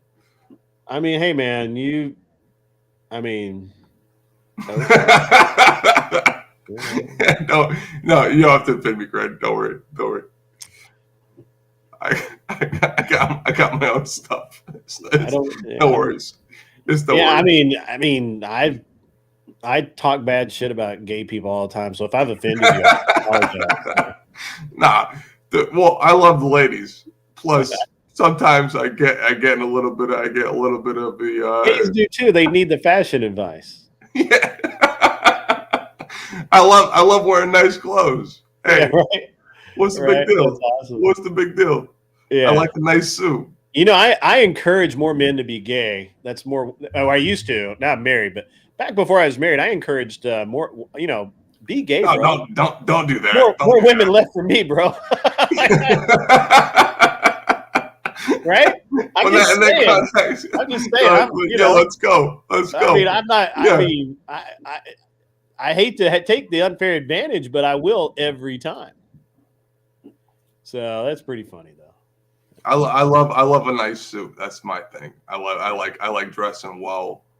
I like to put on a certain appearance especially for the women, not for the men. I don't give a shit how men treat me, right? Yeah. But I like putting on a nice appearance for the women. That's the only reason why I dress well. I like to have a nice suit. That's actually a good tweed is one of my main. I'm going to answer this for Jack. So God forbid something were to happen to my wife. Am I allowed to keep the properties, or does the government claim them? That's a legal point of contention. Technically, I would own them until they were. I would have to sell them. They wouldn't confiscate them.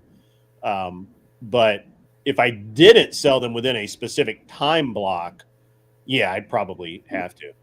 And it's a little weird it's kind of a little weird anyway, because my wife's a U.S. citizen.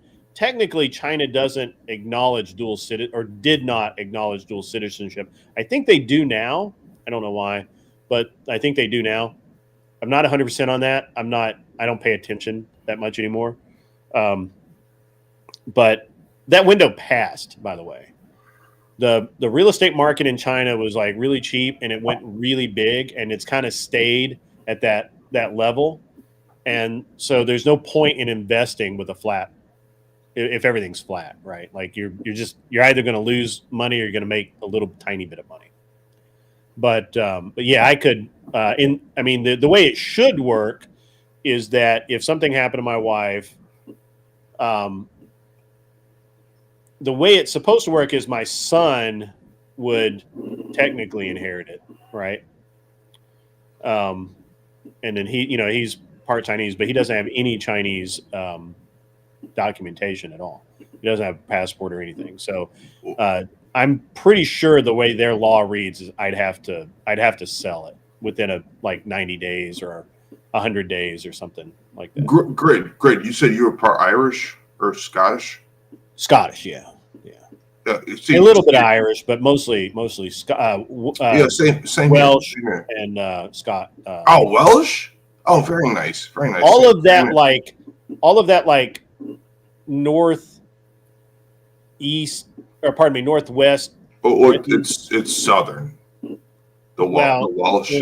Scotland is. Yeah. Scottish is Wales above. Wales Scottish is above. Yeah. So all of the west and north.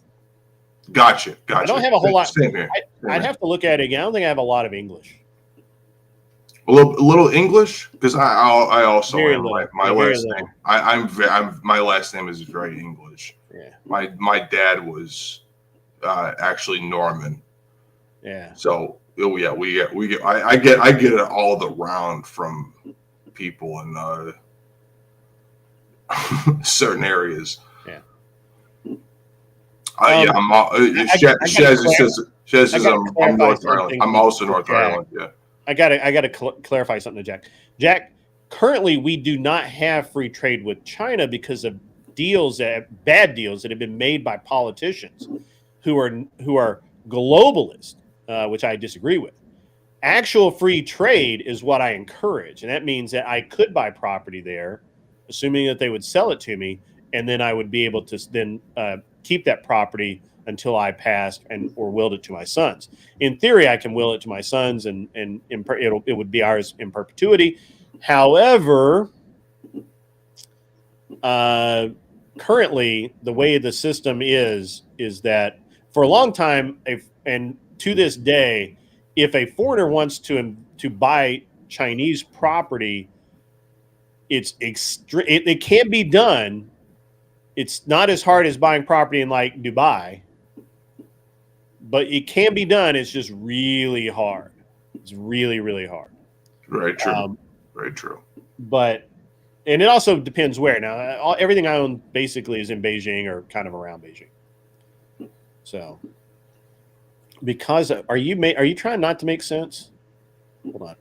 Yo, Jack, hop up on panel. I'm trying to understand. So, because of tariffs, they can buy American farmland and we can't buy their farmland. No, that's what we call it's the absence of free trade, Jack.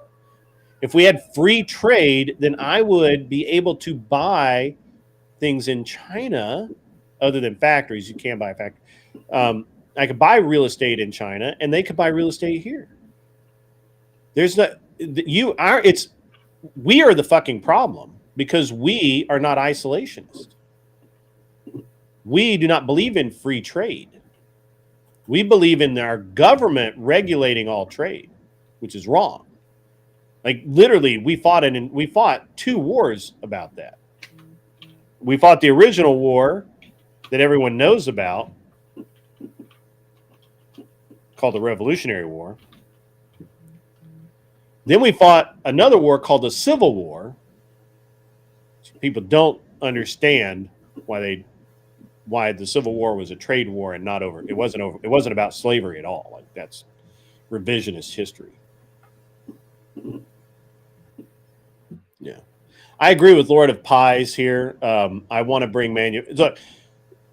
I don't think most people know this.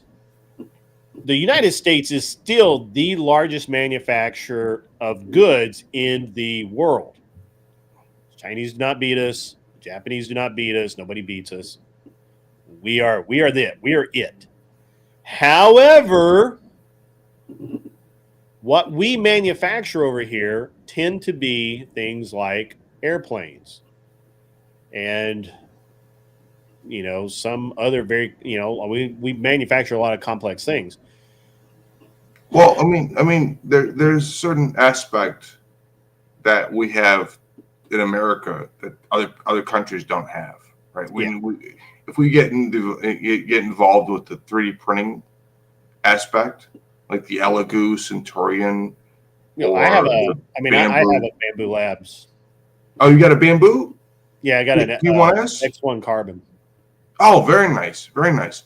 See, that's what we have to have, because that's the complete opposite of what the Industrial Revolution was in the first generation. Okay, Lord of Pies is on a roll today. He is on a roll. Welcome, Naomi. How are you? How are you, Oh, Naomi? salute Naomi. What's up, Naomi? Civil War was, in fact, fought over tariffs and economics. It had nothing to do with slavery. That's just revisionist history. That's very true. Just like we did not fight the Revolutionary War over the tax on tea. We actually fought the Revolutionary War over gun control. And also the fact that they made the 1% tax 2% tax. And also they taxed every single page printed by 1 cent. I think the problem the British had was with things like glass, right? So the British were sending, actually really true. And I'm picking on glass here because it's a very clear cut thing. When America was founded, yeah, you like that, right? That's good. When America was founded, we didn't have the ability to make our own glass of any kind. So windows, all glass came in on ships. And most of it came from England. Then France started getting involved. But France did something interesting in that France not only would sell us the glass, they also helped American entrepreneurs build glass factories, or not factories per se, but glass shops, right? Where we could make our own glass here. Once that happened, Britain got super pissy about it. And they wanted to push all the French out. They didn't want us to do any trade with France. That escalated. And then the real problem was the thing that actually kicked off the Revolutionary War was the powder laws. If you don't know what those are, you can go look it up. Yeah. And basically, I'm familiar. The English passed laws that said that you could not have powder and shot in your home. If you had more than a little bit of powder and a little bit of shot, it was gun control. It had to be stored in a central building in the town, and it had under lock and key. Well, you got a bunch of freedom-loving, pioneers, people living the tough life, building a country from scratch. They didn't take well to this. Yeah, a lot of Irish are still fighting the Indian Wars. Yeah, they didn't take well to this. They didn't want to have to go check out a couple of musket balls and a horn of powder to go shoot some deer when they wanted to eat food. Whoa. They didn't think it was the right thing to do. When they wanted to go shoot a goose, deer's being kind. Yeah, right. And so that was the actual thing that precipitated the Civil War. Also, they couldn't protect themselves. There were still Indian raids. The British were quartering soldiers in people's houses, and the reason that they were doing that was so that they could literally spy on people and see if they had powder, shot, swords, that sort of thing. Hey, what's up, Chase Williams? Good to see you, buddy. Yeah, no, I'm. That's the reality of why that war was fought, and the interest, and it's just revisionist history that we think that it was over fucking tea. Yeah, I'm part Indian and Irish, so I understand the wars that were fought very much so, and it's kind of disgusting the fact that like a lot of Americans don't understand the wars that were fought. I find it insulting that most Americans have no fucking clue about anything. Yeah, the public schools have failed us, right? They don't teach. Yeah, public schools a failure. 100%. Yeah, they failed us completely. Like this should be a known thing, but they don't teach us this at all. You have to learn this by like personal experience in it. and it's really upsetting. It's really upsetting to me, at least. Yeah. Naomi, I am 8th Cherokee and an 8th something else that I forget what tribe it is, but definitely Cherokee. My great grandmother was a full-blooded Cherokee Indian. Yeah, I'm part Mohawk. My great grandfather, my great grandfather actually, he was an African man. Yeah. Who, he was from Brazil. You're kidding, right? No, I'm not lying at all. I'm not. He was really African. Yeah, he was from Brazil. He got locked up for assaulting the guy that he worked on a train track from. And he escaped prison and married a Native American woman. And then they both claimed they were Spanish and then moved to Detroit, Michigan. It's wild. It's wild. They both, and to be honest, he never got caught. He never got caught. He skipped out of what was it, furlough? The furlough was like, you're like a chain gang, yeah, or whatnot. And he skipped out of that, and he married a Native American woman and moved to Detroit. And then both said they were both Hispanic. It's interesting to me on a lot of levels how people look at things. That's one of the reasons why I do this show. One of the biggest reasons I do the show is because I like the different aspects of it and seeing other people. Yeah, fair enough. Yeah, and it's I don't know, man. It's really interesting, especially when you start digging into your own hit. Like, like I've said before, like one of my relatives. I have actual criminals in my my family's history, right? I have like I don't have any like real heroes, right? I have mostly criminals. Like I have one of my on my grandfather's side, one of his relatives rode with Frank James. Now, this was not when it was the James game. This was when they were in the Union Army. I'm familiar. They were raiders, right? That's crazy. And so one of my relatives rode with the James game, or not the James game, but Frank James. And then another one on my grandmother's side from East Tennessee. He was a gambler on Mississippi, obviously, and a riverboat gambler, and he was known to knife people. Like he's straight up gutted full. Damn. And I have a great uncle, my grandmother's brother. He built an airplane engine in his mother's kitchen on the kitchen table. Like he built an airplane engine. He's a cool dude, and he did a lot of really cool shit.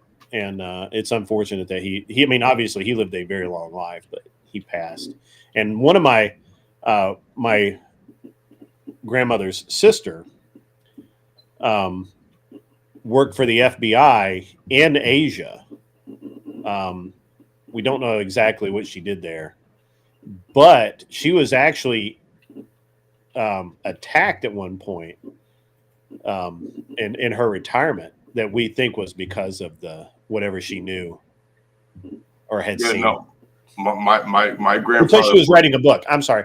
Because she was writing a book, and because we think that it was because somebody had met with her before and said that she should not write the book because of her advanced years, she might say things that shouldn't be said. And if she did write the book, they wanted to review it.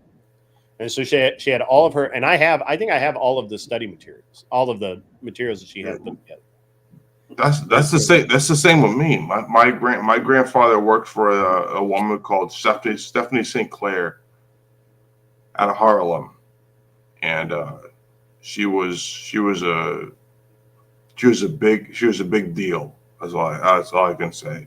It's always interesting when I get people that their parents, like Imperius's grandfather, whatever, founded a bank, and other people. They have these like impressive, family histories. Mine is full of fucking criminals and spies. Same here. No, same here. My great grandfather worked for Stephanie St. Clair. He was a hitman. Yeah. He did a lot of like dirty stuff. Like my whole family is. And the funny thing is, it's like on my immediate parents, like my dad and his uncles and whatnot, they were all versions of cops. Mm. So like the first motorcycle division in Michigan, my uncle worked for. My dad was the first person on scene for the Jimmy Hoffa case. Yeah. I just think it's really interesting. Like I really think it's, because I do legit, we have so many people whose families are like, I come across so many people whose families have done great things and they're related to this person, or way back in history they were, and like I mean, no kidding. There's in Bolivar, Tennessee, some of my not so distant relatives actually owned slaves in the Civil War, fought for the Confederacy, and let's go. And at the end of the war, the slaves that they owned actually helped them rebuild the farm and became basically partners in the farm. Yo, great. I'm still trying to get you on to some of the other channels that I work for. Yeah, I'm a producer on some other channels, and I thank you so much for having me on. But I'm still trying to get you on some of the other channels. Like Brand Herrera has been on our channel. We were gonna try to get Grand Thumb until all the stuff came out about Grand Thumb. I don't know if you know that. I don't know if you know what the stuff came out about Grand Thumb, but yeah. I'm not the most interesting man alive. I'm just the only guy stupid enough to talk about it.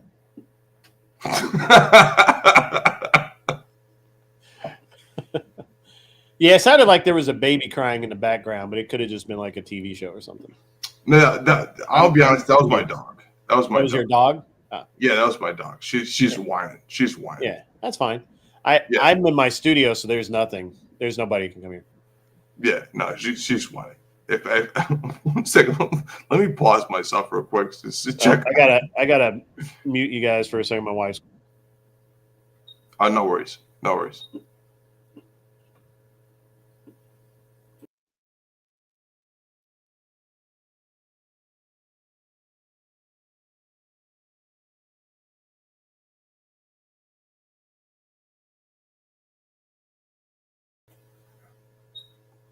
Okay, I'm back. Hey guys in chat, how you guys doing? Grid's talking on his phone real quick, and I'm here for you. So what's up my fellow Americans? Let's go.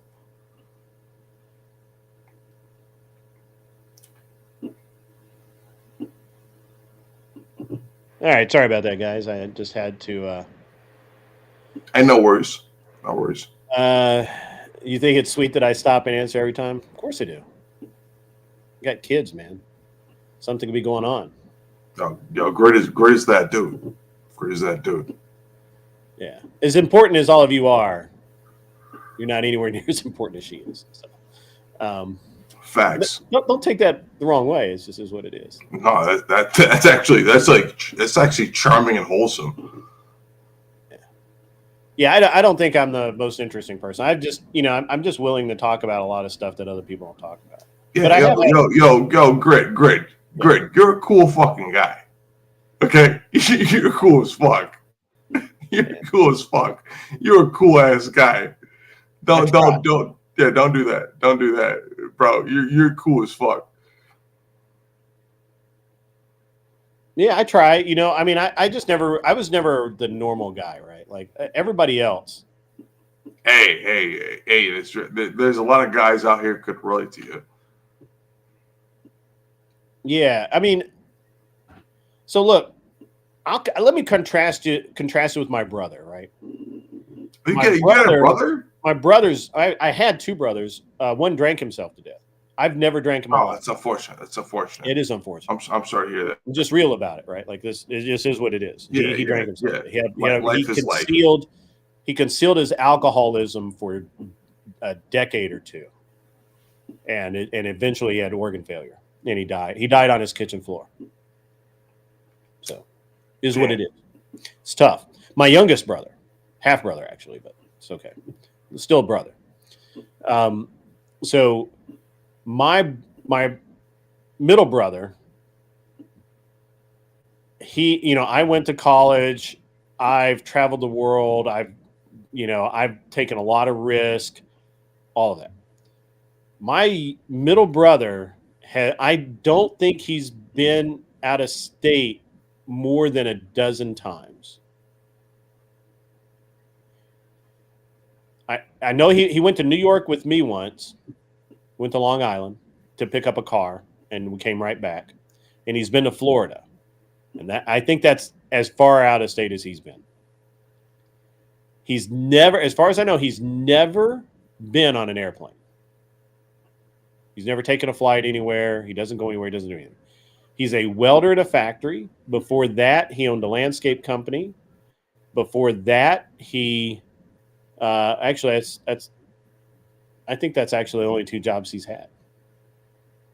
He was a landscaper. Then he became a then he got too kind of beat up to do landscaping, and he went into welding, and now he's a welder. And he's a good welder. He makes $28 an hour or something like that. Does pretty well. But whereas I'm constantly trying to make $1 million a year. He's happy if he makes $60,000 a year. It's just people are different. I used to make $1 million a year, usually. Yeah. I can't anymore because I had my father got sick. I had to spend all my money trying to keep him well. My mother had a stroke, so I'm trying to keep her well. So I'm really in the shits, to be honest.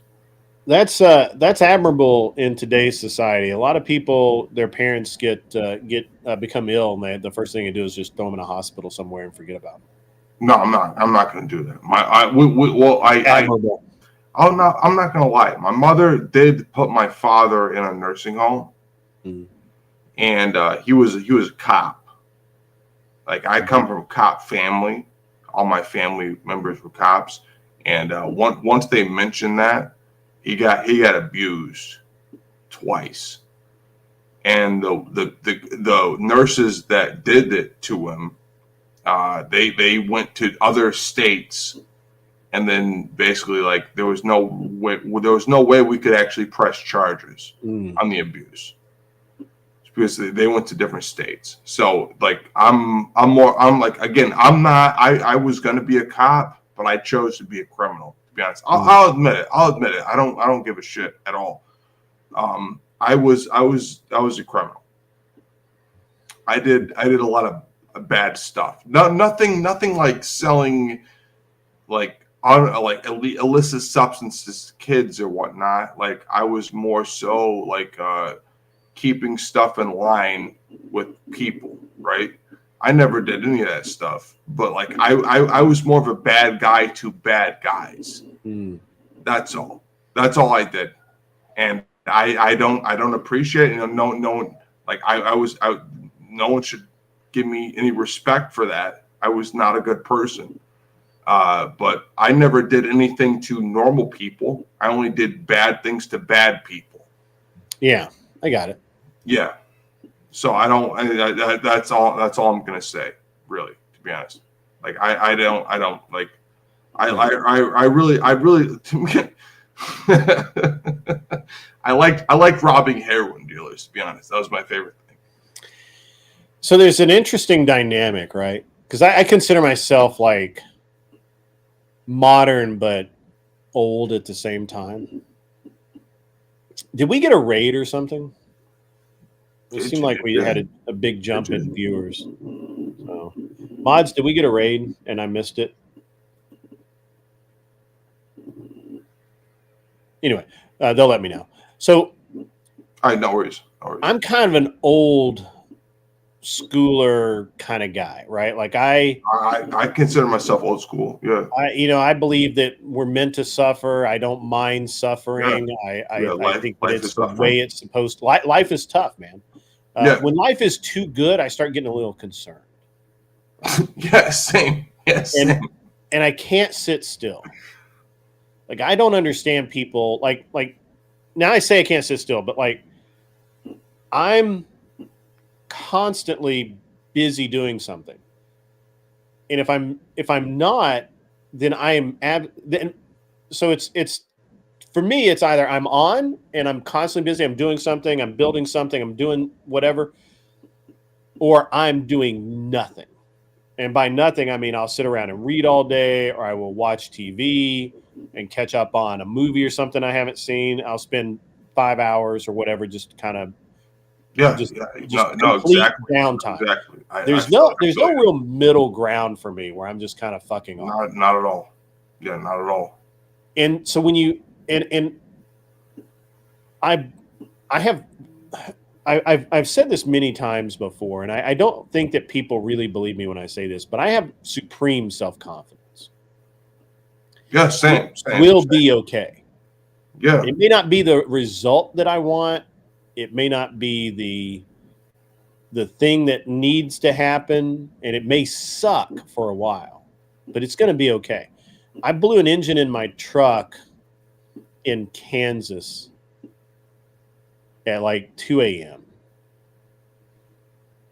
I got towed off the highway. The wrecker driver, his name was my name as well.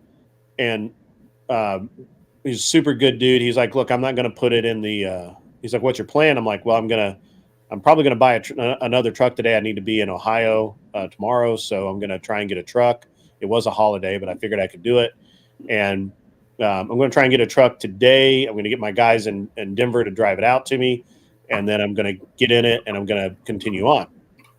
He's like, okay, well, I'm going to put you in the truck stop in the parking lot of the truck stop. And if you need it moved over into the lot, fine. But if I put you in the lot today, you're not going to be able to get the car out or the truck out. You won't be able to get to it until Monday. And I'm like, well, yeah, that can't happen. So, I crawled back in the back of the truck.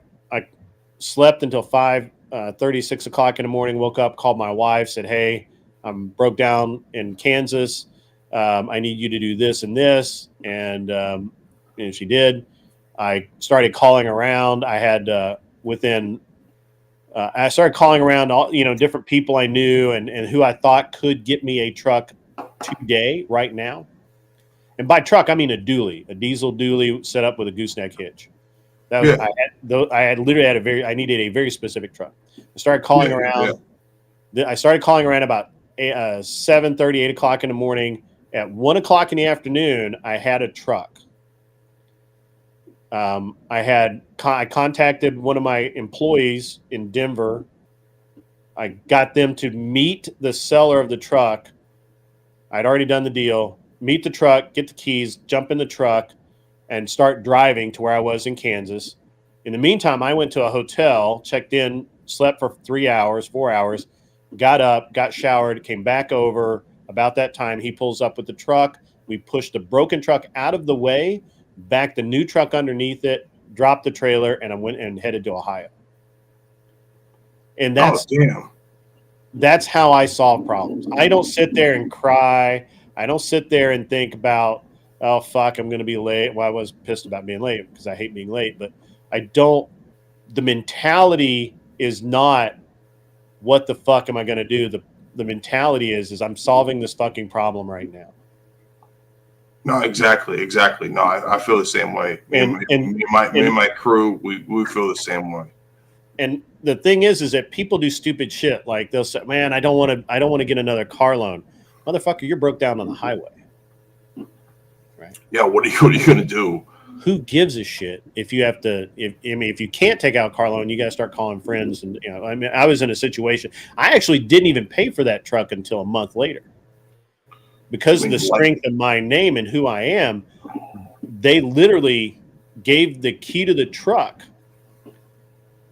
to my employee. My employee drove it over and it was literally a handshake deal for I think the truck was $24,000 handshake deal. Oh, over the phone. Yeah. No, I understand you 100%. And so, great. You're a phenomenal guy. You have to be able to cultivate those relationships in life, right? Yeah. Friends is everything. Yeah. There's a guy. He may not still be in the chat. He's probably listening. There's a guy in the chat, Kevin. I know him personally. We do business together. We've done business together for years. He said, because I could not get my shit together to send out some stuff to him in the timeline. He needed to send some stuff out for me. So I made a deal with him that I had, that I had some of the stuff, and I would replace whatever he used with stuff from my stock, and I would pay him whatever. I didn't even ask the price. I said, just, do you have all of this? Yes. Okay, good. Send it out. Get the work done. Send it back in. It's about. I have no idea how much that. On that note, yeah, Kevin, see, there he is, right there. Oh, let's go. I've got to go pick that stuff up, and I've got to bring him all these parts. I'm going to bring him everything I have, and we'll make it, then I'll cut him I'll send him a big PayPal, right? Well, to be honest, Greg, between me and you, you're a great guy. I lost my father real recently, and I see you as more of a mentor than anything. I appreciate that. I don't know that I am, but I appreciate the sentiment. No, you're a very wise man. I appreciate that. My business stuff, I would love to share with you. Yeah. We're trying to do LORA and whatnot, and we're trying to do a lot of weapon systems. Mm-hmm. We work with a lot of different people. Mm-hmm. I'm a mod on another guy. My buddy's got a channel, and I'm still trying to get you on there. He's just got so much stuff. He's doing a knife company. Trying to send you some of those knives. Yeah, I think you sent me a link, and I did look at it. Yeah. No, I'm gonna send you some of those knives once he sends it to me. He's just very, very busy. But I would love to get like the business aspect together with you. Yeah. Once you get the HVAC company, my buddy, we got the LORA, and we can do diagnostics on a LORA or on HVAC, like from from a car, so you don't actually have to crawl up to the top of the building. It's already been proven. We've already solidified the whole idea. We're working on it, but you're the man. You're the man. I love you. Well, I don't know about that. It's $4.99 from Agropolis. Fist bump. Bald Eagle, America. Yeah, salute Agropolis. So, Haya is effective at stopping the robocalls. That's useful information. That's the most useful thing said on the stream today. So, that's cool. It's just I just think people are sold a load of crap these days, right? It's like why do we have a problem with Russia? I have no idea. Why do we have a problem make any with sense. China? Why do we have a problem with why is it our job to clean up or get involved because the Dominicans hate the Haitians? Why is that our job? Oh my God, not why we've done it. I mean, we've sent something like, I don't know, $600 million. The Dominicans are always going to hate the Haitians. Yeah, like why is it our problem? That's just a problem between them. Like that's a whole thing. Why we hate the Russians makes no sense to me. That makes no sense. Well, I don't understand. It's not a question of just hating them.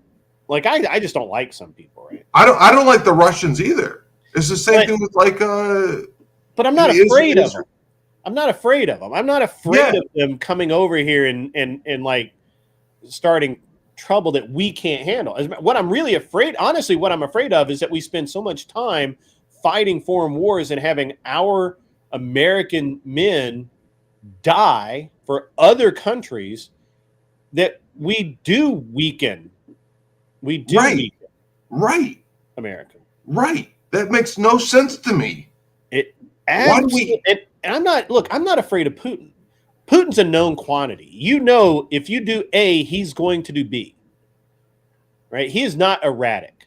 Like Kim Jong-un is erratic. Like that little fucker is like that guy's like a squirrel in fucking headlights. You don't know where he's gonna go. He's gonna do something. I don't get it. You know what Putin's gonna do, right? Yeah, no. Putin in certain contexts. Yeah. I don't know why we hate him, or people go, "Oh, he's the worst person ever to exist." He's not really. Like he's a bad guy. I don't want Putin as he's not a good guy. He is a bad guy. He's not a good guy. He's not a good guy. I'll admit that. He's a body stacker. Is he the worst? Is he the worst person ever to exist? No.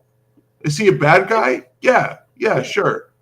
Is Ukraine a good group of people to support? Maybe? No. I don't know. No, not at all. It's the same thing with Israel. Is Israel great? I don't know. I'm not sure about that. Is Palestine great? Probably not. Yeah, probably not. Why do you want to be involved, right? Yeah. Why do we need? Why don't we need boots? We don't need boots on the ground in either of those conflicts. We do not need Americans. Accurate here. That's awesome. Raging Tomato says that only Naomi is allowed to sexually objectify her. Oh, okay. That's fine. All right. Whatever. Okay. All right. That's great.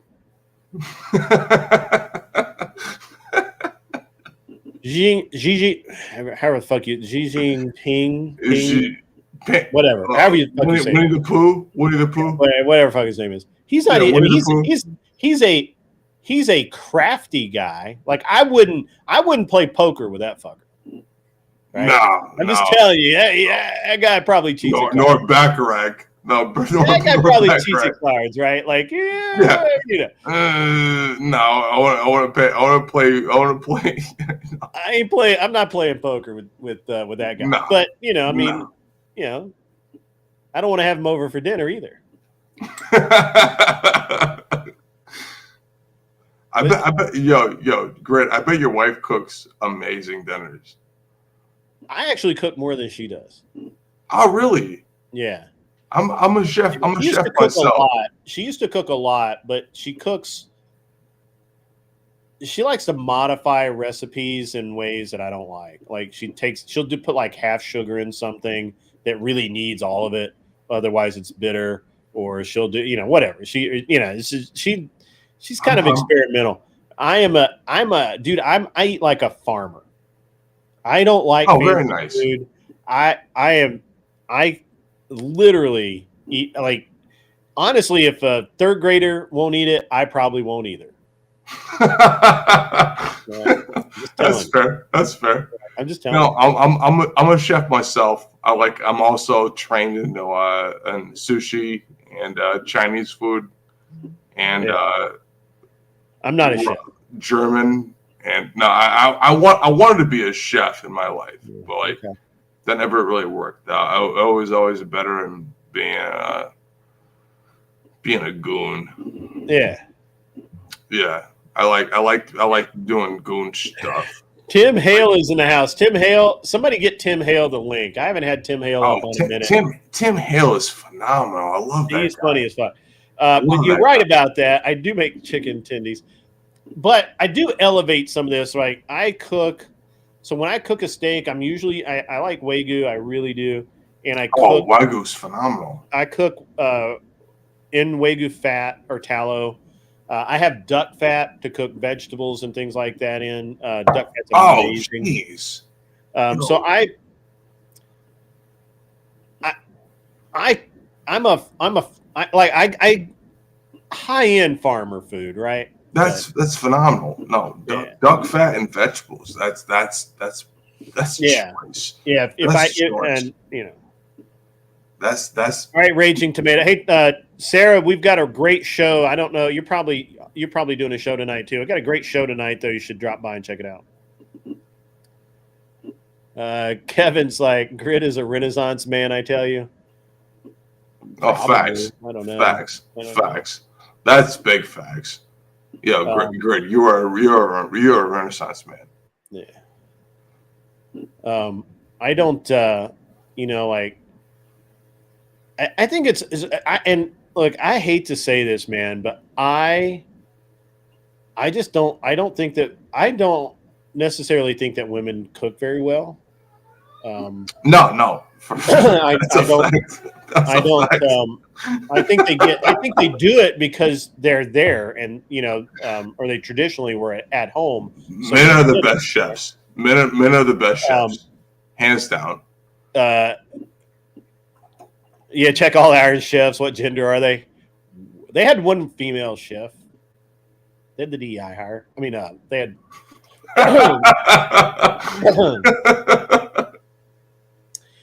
Yeah, look, I'm not saying that women can't be good cooks. It's just that, like, I think they over season a lot. I mean, now I'm going to be fair here. A lot of men think they can cook because they over season fucking everything, and you can't actually taste the food. So, I will be 100% across the board fair with that. Women use weird seasonings or no seasoning at all. Like the worst thing ever is for most women can't cook hamburgers properly. Facts. Because they never salt and pepper them. Facts.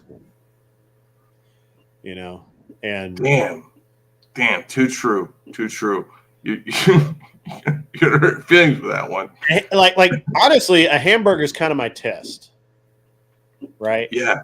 Like if you don't understand it, you need to season that hamburger before it gets anywhere near heat. We can't be friends. Shazzy Bear says she always uses salt and pepper. Yeah, it's good. You don't need a bunch of seasoning. And that's the other thing. A lot of dudes. I was watching this cooking thing the other day. That was like a fucking short, YouTube short or something. And this dude literally took a bottle of seasoning and just like coated. It was a 1/4-inch coating of seasoning on this brisket. And I'm like, you're not going to taste the brisket. All you're going to taste is whatever that spice mix is. That's crazy. That's nuts. If you want like smoke really is the real flavoring.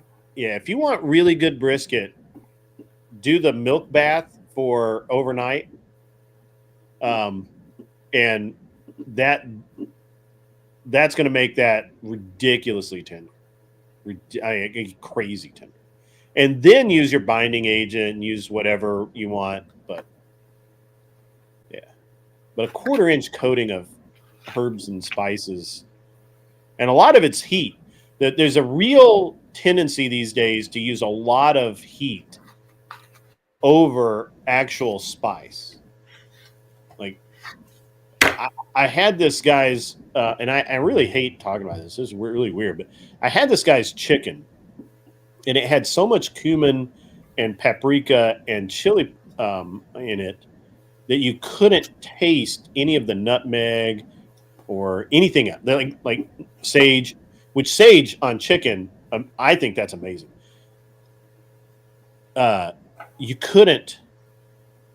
could not taste anything Sport Brand, but pepper heat, spicy heat. And I'm like, what? That's bullshit. That's bullshit. Why am I even eating? I do like fried chicken. You have to have a balance. To balance with that. Yeah. You've never heard of a milk bath, John Burt? If you have a piece of meat that's not super fatty or is only super fatty in specific areas, you can put it in a container, cover it over with milk, put a lid on it, put it in a refrigerator for like 24 hours.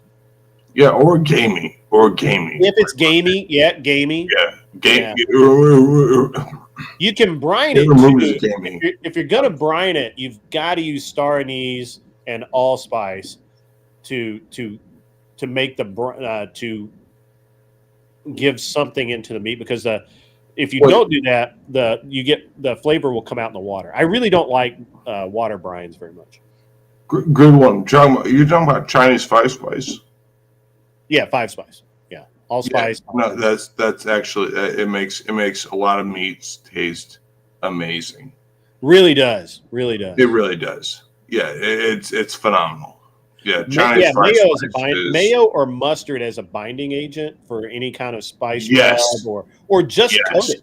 You know, you can coat, if you're gonna do like a pot roast in the oven, in a Dutch oven, instead of in like a crock pot. If you coat it with mustard and breadcrumbs, I don't care what. It doesn't need to be a spice rub. Just mustard. It will be obviously salt and pepper first. Yeah, Dijon or like Dijon, brown. That's phenomenal. You just cook it in the mustard, and I promise you, it will be ridiculously good.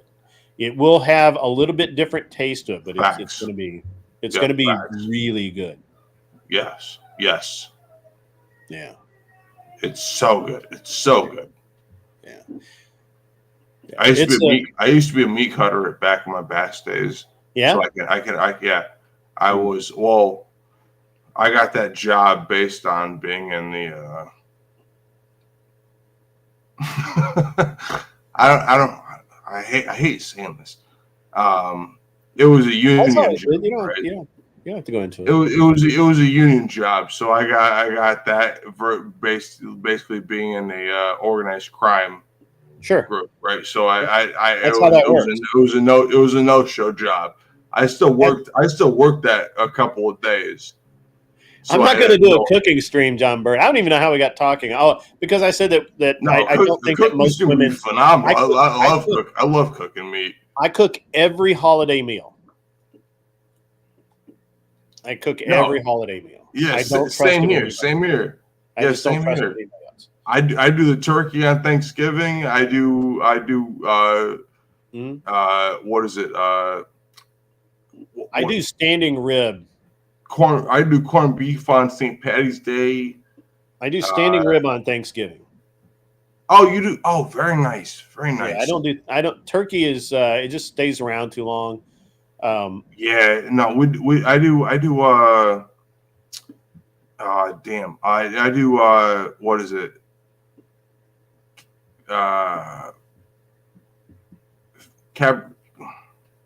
Never mind. Go on. I for Christmas I usually do I'll do either a brisket, a Boston butt, or ham. Oh, very nice. I'm not a turkey guy. I'm not a turkey guy. I will do a turkey every third Thanksgiving. I'll do a turkey. But I'm just not a turkey guy. I'm sorry. We do. I do what is it? Concave masseurs or whatever. Basically, it's like a turkey sandwich with cheese, and we I do a Béarnaise sauce on top of it. Yeah, I do a reverse sear standing rib roast, prime rib, whatever you want to call it. Usually bone in. It comes out like perfect medium rare all the way through. It's amazing. Everyone loves it. I love Monte Cristo. That sounds delicious. I love Monte Cristo. I can't make them because I can't get I'm not a pastry. Monte Cristo. No, I got those. I got those down. Yeah, I can't. I'm not a pastry guy, so I can't do Monte Cristo. But I love them. No, yeah, I'm real good. I'm real good with pastries. Yeah. Yeah, breading Monte Cristo. No, those and was it coquette masseurs? Is it? Yeah, I know what you're talking about. Yeah. Yeah. I do those on turkeys, and then also the Monte Cristos to bread them and then fry them on both sides. Naomi, we'll be live later tonight. We've got Keita Bussey coming on and talking about cool stuff. Oh, the 2A chick. Yeah. Oh hell yeah! One of my buddies had her on the channel. That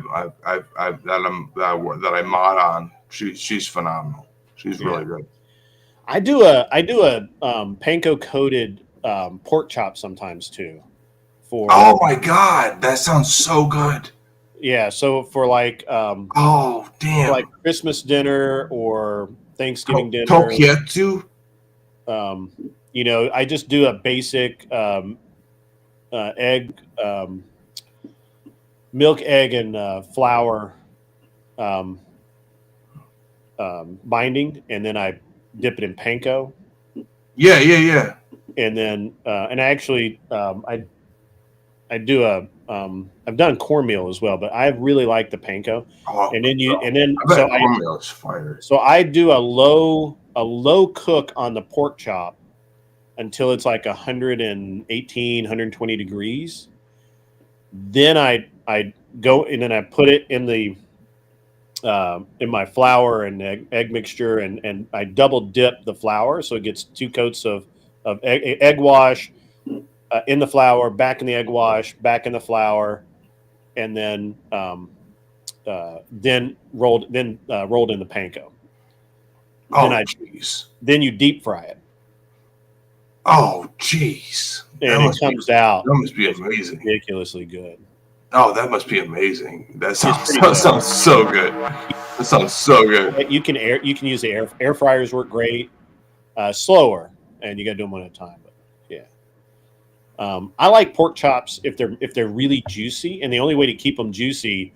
Also, I normally cook it with tallow.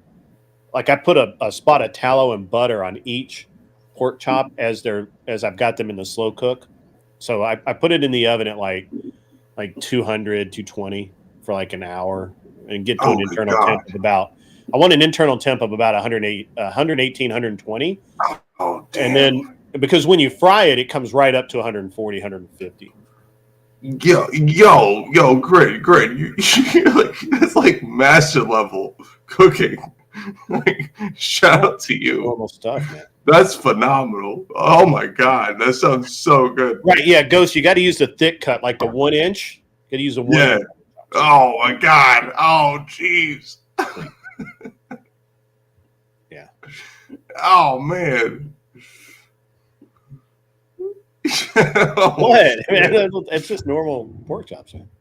I mean, sometimes I got like the half. I got like the half inch where I bread it twice, but like what you're saying is just master level. That's phenomenal. You can do like if you like I do a chicken when I don't cook chicken much because I don't like chicken's usually on the dry side and I just don't like it.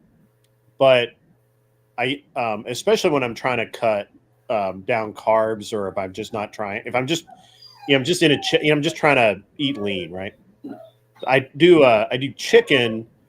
I get a barbecue sauce. I like the Lee & Perrins, but just any, you can use Smokey Joe's, whatever you like, right? So I saute the chicken in butter and some thyme, sage, just whatever you like for your sauteing spice mix. Salt and pepper, obviously. You just saute it until it's about it's not done, but it's starting to, it's got that first color change, but it's still really, really like, there's still fat kind of coming off of it. Then I put in duck fat. I saute it. I get I render down that duck fat and get it sauteed.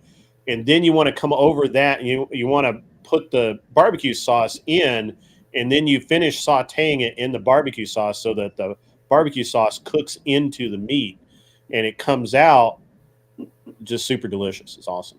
Oh, amazing. Yeah, and you want to use like breast strips for this, right? Yeah, 100%. No, that's a very good choice. Yeah, I like thighs. I like thighs, boneless thighs. a little bit, like just to get the chicken fat rendered. But breast strips can be dry, which is why I do it this way. Yeah, That way yeah, it no, comes yeah, out the really breast strips. flavorful, really Yeah. moist, really, really nice to eat. Yeah, the breast strips are choice. They are choice. Yeah. Welcome, Clay Foundation. I'm not sure I'm aware of who you are, but welcome to the show. I don't know how we got on cooking and all that, but we've been talking about cooking for like. This has been phenomenal. I'm learning a lot of stuff. Yeah, I'm gonna make some of these recipes. Yeah, no, this is all simple stuff. This is just stuff I make, just to, it's not like, this isn't rocket science, right? This isn't like, Good Eats with Alton Brown or something, right? Like, you need a rocket science level of technology to make it. No, not at all. But I bet like I'm still trying to find the right level of noodle. I've tried to do like the proper ramen and whatnot, and like it just doesn't cut it. It's so confusing. So many different noodles. It's crazy. Rice noodle. There's all kinds of noodles. Yeah, it's insane. It's insane. There's so many, and vermicelli does not cut it. It does not make the grade. Like you have to have a specific type of Chinese noodle to really. Yeah. You got to go to the Korean store. Yeah, that's facts. That's facts. I love duck, man. I really love duck. The duck can be a little weird to eat because if it's not cooked right, it just never tastes right. But exactly, it just tastes wrong. I tried to cook duck. I tried to do duck a l'orange. I know you need many times, and it just never tastes right. You know what you need to try is smoked duck. You got to go to the Chinese place to get it, but it's smoked duck, and it's literally duck that is smoked with tea leaves. Oh God, that sounds so good. Right? Oh damn. Yeah, you got to go to the Chinese place. I've been messing up real hard. Yeah. I actually only eat duck prepared in the Beijing or tea smoked style. I don't. I agree with that. I've tried to cook duck myself, and it's just never came out right. Is amazing. It is so good with French fries. Yeah. Oh, it's so good. Any kind of fried vegetable, man. Yes, I agree with you. Yeah. But yeah, you guys should try tea smoked duck. It's not easy to find in the U.S. I mean, you got to go to the Chinese place. I got a Koreatown like down the street. And they may not have it, but you can ask. No, you can do it yourself. I think they do. I think they do have it. It's like Korea / Vietnam / China. Yeah. And they got I got two different stores down the street from me. Duck is so good. Duck is phenomenal. When it's cooked right, it's just amazing. I really like goose if it's cooked properly.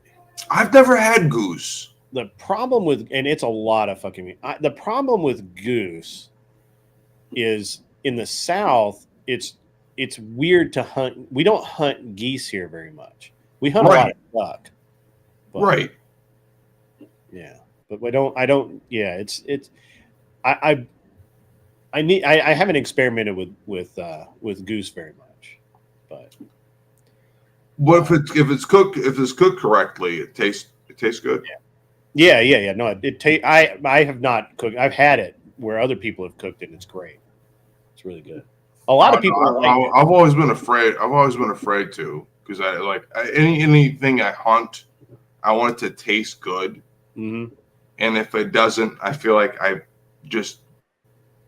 not done the animal well. You know what I mean? Yeah. I don't want to kill an animal and have it taste like shit. You know what I mean?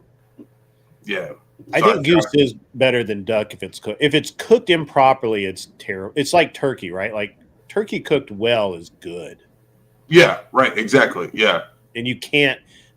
Like I look at goose like I look at turkey. If it's cooked right, you can't eat enough of it. I mean, it's just so good. If it's not cooked properly, one bite and you're fucking done. You're Yeah, just like, yeah, this that's sucks. true. That's true. This That's very sucks. true. Turkey tastes like shit if you don't cook it right. Like that's I've not had bear meat, but I do believe it is probably the best meat. Literally everybody has had it has told me that bear meat bear fat is phenomenal, and when you get bears right after they like wake up and they eat just blueberries, that's when it's peak. Like bears any other season, they'll eat garbage. So they taste like they'll taste okay, but you run the risk of parasites. When bears wake up from hibernation, they just eat blueberries because bears have a tendency to just eat blueberries. Those are the best. Those are the best. Yeah. I should go. I can go bear hunting in East Tennessee. I should do that. It's really hard to get a bear license where I am. We have record numbers here, so we're pretty good. But awesome. tell you, the key to any of this stuff really is like if you have deer, which is a very lean meat. I literally, I will sous vide my deer meat with very nice with Wagyu tallow. I literally coat it with Wagyu tallow. And very nice. Sous vide it so that it gets some fat to it. And I have literally gone in and done the injecting the tallow into the deer meat so that it has that juiciness that you're looking for, and it's really great. I can't I can't tell you. It's weird to me, and I think I probably only know because my grandparents were so old, and my grandmother used lard when she made cornbread. It was straight up Crisco lard, right? Shortening, whatever. It wasn't. Yeah, same here. It wasn't Mazola corn oil, right? Like that's. I'll be honest. Grid. I have very old parents. Yeah. My parents are older than you are. Right, so my grandparents were like probably the same age as your parents. My mom grandmother passed a little over a year and a half ago. She was 104. My grandmother died last year. She was 97. Yeah. So my mother is 73 years old. So, if anything, I don't remember the name of the. I don't remember the name of the. You could be my brother. You could be my brother. To be honest, like that's how old my mom is. I don't. I just mentioned Crisco because I know that they use that as shortening sometimes. But there was I don't remember the brand of lard. And I agree, Raging Patriot lard is healthier than any other oil or grease, regardless. And facts. And I have gone back. I have found over the years I have come back to where I only use butter, lard, and fat to cook. I don't cook with corn oil. I will fry in corn oil occasionally, like deep fry, but I don't deep fry much. Most of what I do is pan fried, and I'll just stick it. I'll just stick with duck fat or bacon fat or whatever. Yeah, no, yeah, I stick to bacon fat very much. So that's my main goal. Yeah, I just think that the food tastes better. You know, it doesn't spoil. You know, it doesn't poison you. So it's all good shit. So. Oh, it's also good in the sense of keep money wise, right? Like you fry bacon, keep the bacon fat. That's good. You're saving money, right? Yeah, like you use the oil to fry other things. Yeah, and it imparts the flavor. It's great. Yeah, I quit using margarine probably 9 or 10 years ago. I don't like the taste. Oh yeah, no. I don't like margarine at all. What's up, Wicked Wally? Good to see you, buddy. Wicked Wally, we're going live with Keita later tonight. You should be in the audience. It's gonna be really good. But yeah, I use a lot of cast iron. I use stainless now too a lot. Stainless seems to be. I like only cast iron, to be honest. Yeah, I know. I get it. I'm not. You know, I'm not. I got a hex pan. I got a hex pan, which is just like steel. But yeah, no, I cast iron is the only one I usually cook with, to be honest. Yeah, I think you know, to be honest with you, I think somebody's going to end up publishing the results here shortly of, you know, people who eat only a fat diet and no seed oils, no very little vegetable oils at all, and mostly butter and no margarine, no fake shit. And they're going to find that. I personally think they're going to find that they have better skin, they have better hair, they have better joints. Their joints move better. All of the things. What's up, Mosman? How are you? Good to see you, buddy. John Mosman is the fucking man. Also, shout out Wicked Wally. Yeah. And so I've been for a while now. Of course, I grew up in the South. We fry a lot of stuff, you know. Me too. Every meal, you know, all of that stuff. So this I'm from Georgia, to be honest. Oh, okay. Yeah. I grew up in Detroit, but like I was born in Georgia. I do agree the carnivore diet is, I think it makes way more sense that we're meat eaters and less, and just from a normal standpoint, right? Like, our ancestors did not have the access to fruits and nuts and berries and vegetables that we do, right? Like, you had growing season where you had no vegetables at all. Let's go. Because they were growing. And then you had harvest where you had fresh vegetables. And then you had preserved vegetables until for the first part of winter, until you use them all up. And you use very, very small amounts of vegetables. It wasn't, the idea of a meat and three was not a real thing. It was a meat and bread and cheese. And that was your meal. And if you had vegetables, that was like a bonus. So,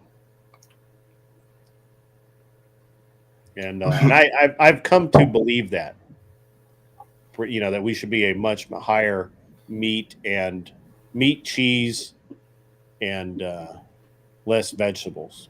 And specifically, I think that the amount of sugars and things that we eat, like apples, oranges, bananas and shit like that people eat like every fucking day, I think that's bad. I don't know that it's bad. I just think it's bad.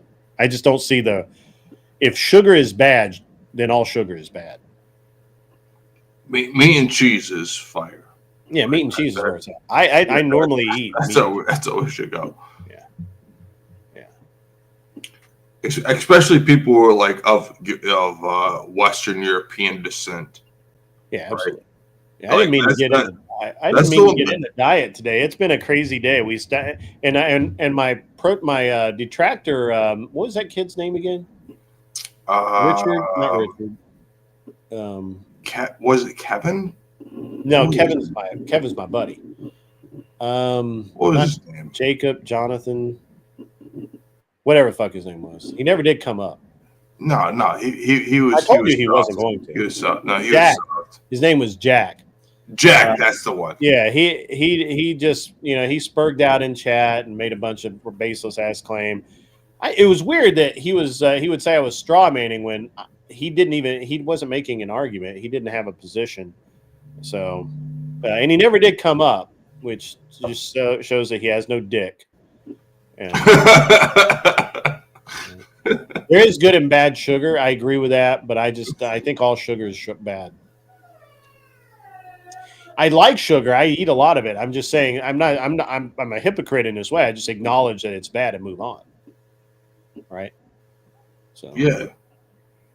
like honey, I love honey, but I have to limit how much I take in, right? Because otherwise I will not be like, I'm down 5 pounds over the past week from the previous week. And I'm continuing, and I want to lose somewhere between 3. I'd love to lose about 3 pounds a week until I start hitting replacement. Because I got to build my legs back up. And so I'm 230, 237, I think today, maybe 235, somewhere along there. I want to be at about 195, 200 is where I'd like to be. And I'm not gonna lie. I'm like 160. I'm trying to get it back up to 180, just my fighting weight. Just to, so I've been dirty bulking, having pizzas and like subs and so on and so forth, just to get back up to my fucking fighting weight. But yeah, no worries. Sorry, guys, I got distracted. No, you're good. You're good. Yeah, sorry about that. Yeah, no, it. I was around 210, 215, which I still needed to lose like 10 or 15 pounds. But I had I hurt my leg and I ballooned up to about, the heaviest I ever got was 245. So Local Honey is the name of a hookup app. I did not know that. That's Anson Knowles. What? Knows. What? What? I didn't know that. What? I didn't know that at all. Local Honey to me is the farmer down the road that's got a bunch of fucking bees. What you're saying is Aunt Bee is coming over instead of the honey. Okay, dude. All right. Damn, I didn't know that. Yeah, honey is really good for you. It has a lot. There's a lot of really good things. You can heat it up and pour it into wounds, and it will seal them up pretty good and prevent it, lessen that risk of infection.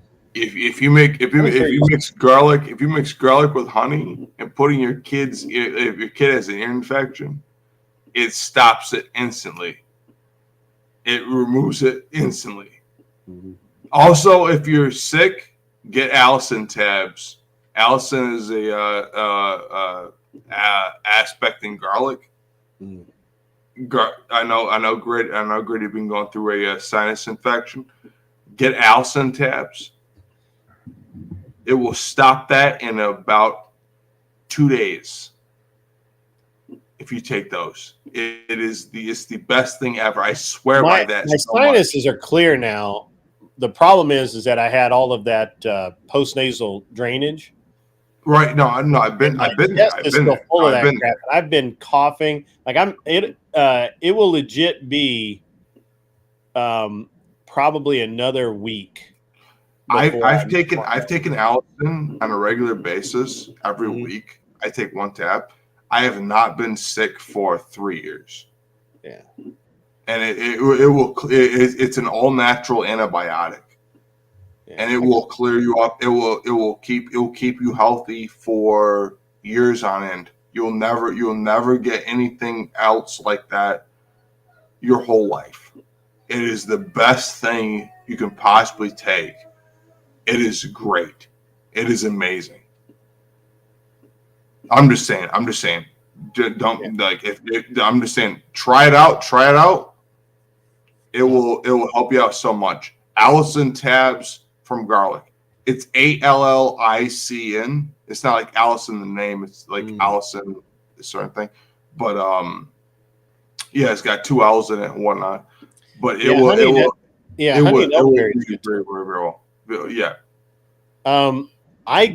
Raging Patriot, I get that. It was almost 70 at the start of this week. It's supposed to be down to 27 tonight. It's supposed to not get out of the 40s today. It's crazy. No, Raging Patriot. Me and Raging Patriot are also in Michigan. I'm in Michigan too. Yeah.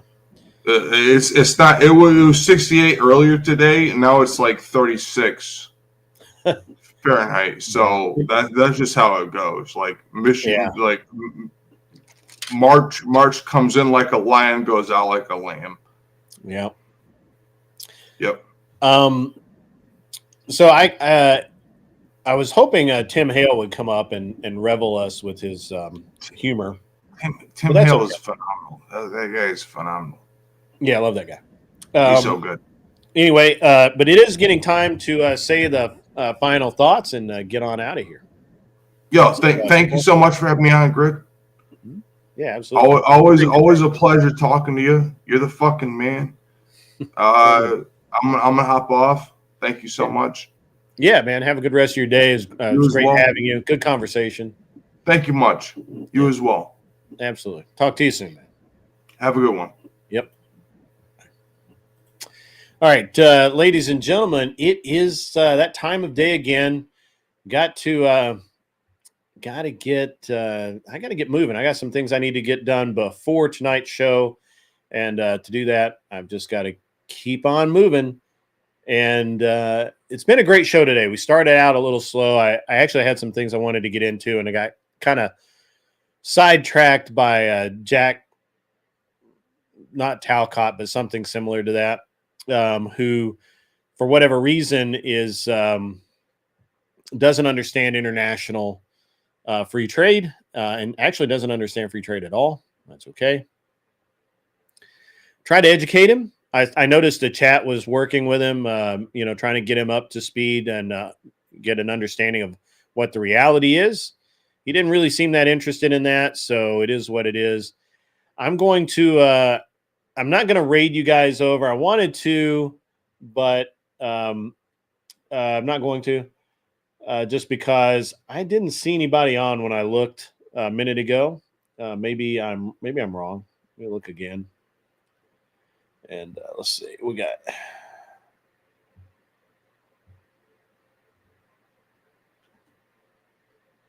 who is live. Well, Jay Dyer is live. I've rated him before. Apparently, they've had the CIA had gunshots and stuff at the White House. That's fun. We didn't get to talk about that. Wanted to. But yeah, I don't really see anybody to raid, so we'll just we're gonna call it a day, guys. Josie is live. she's doing that weirdness where she does the X spaces and restreams it to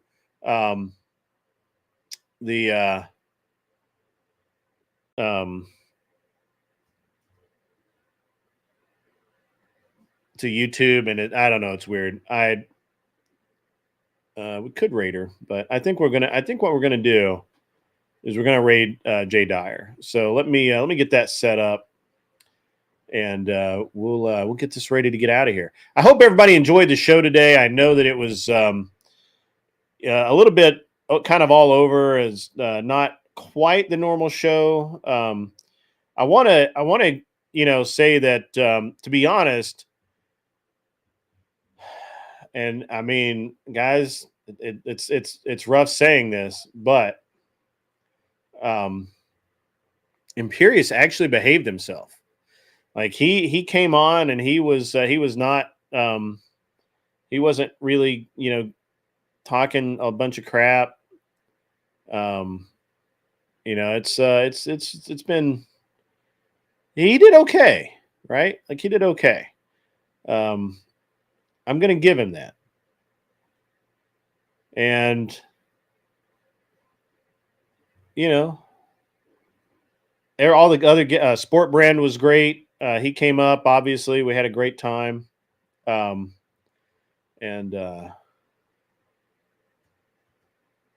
actually was pretty good with Sport Brand today.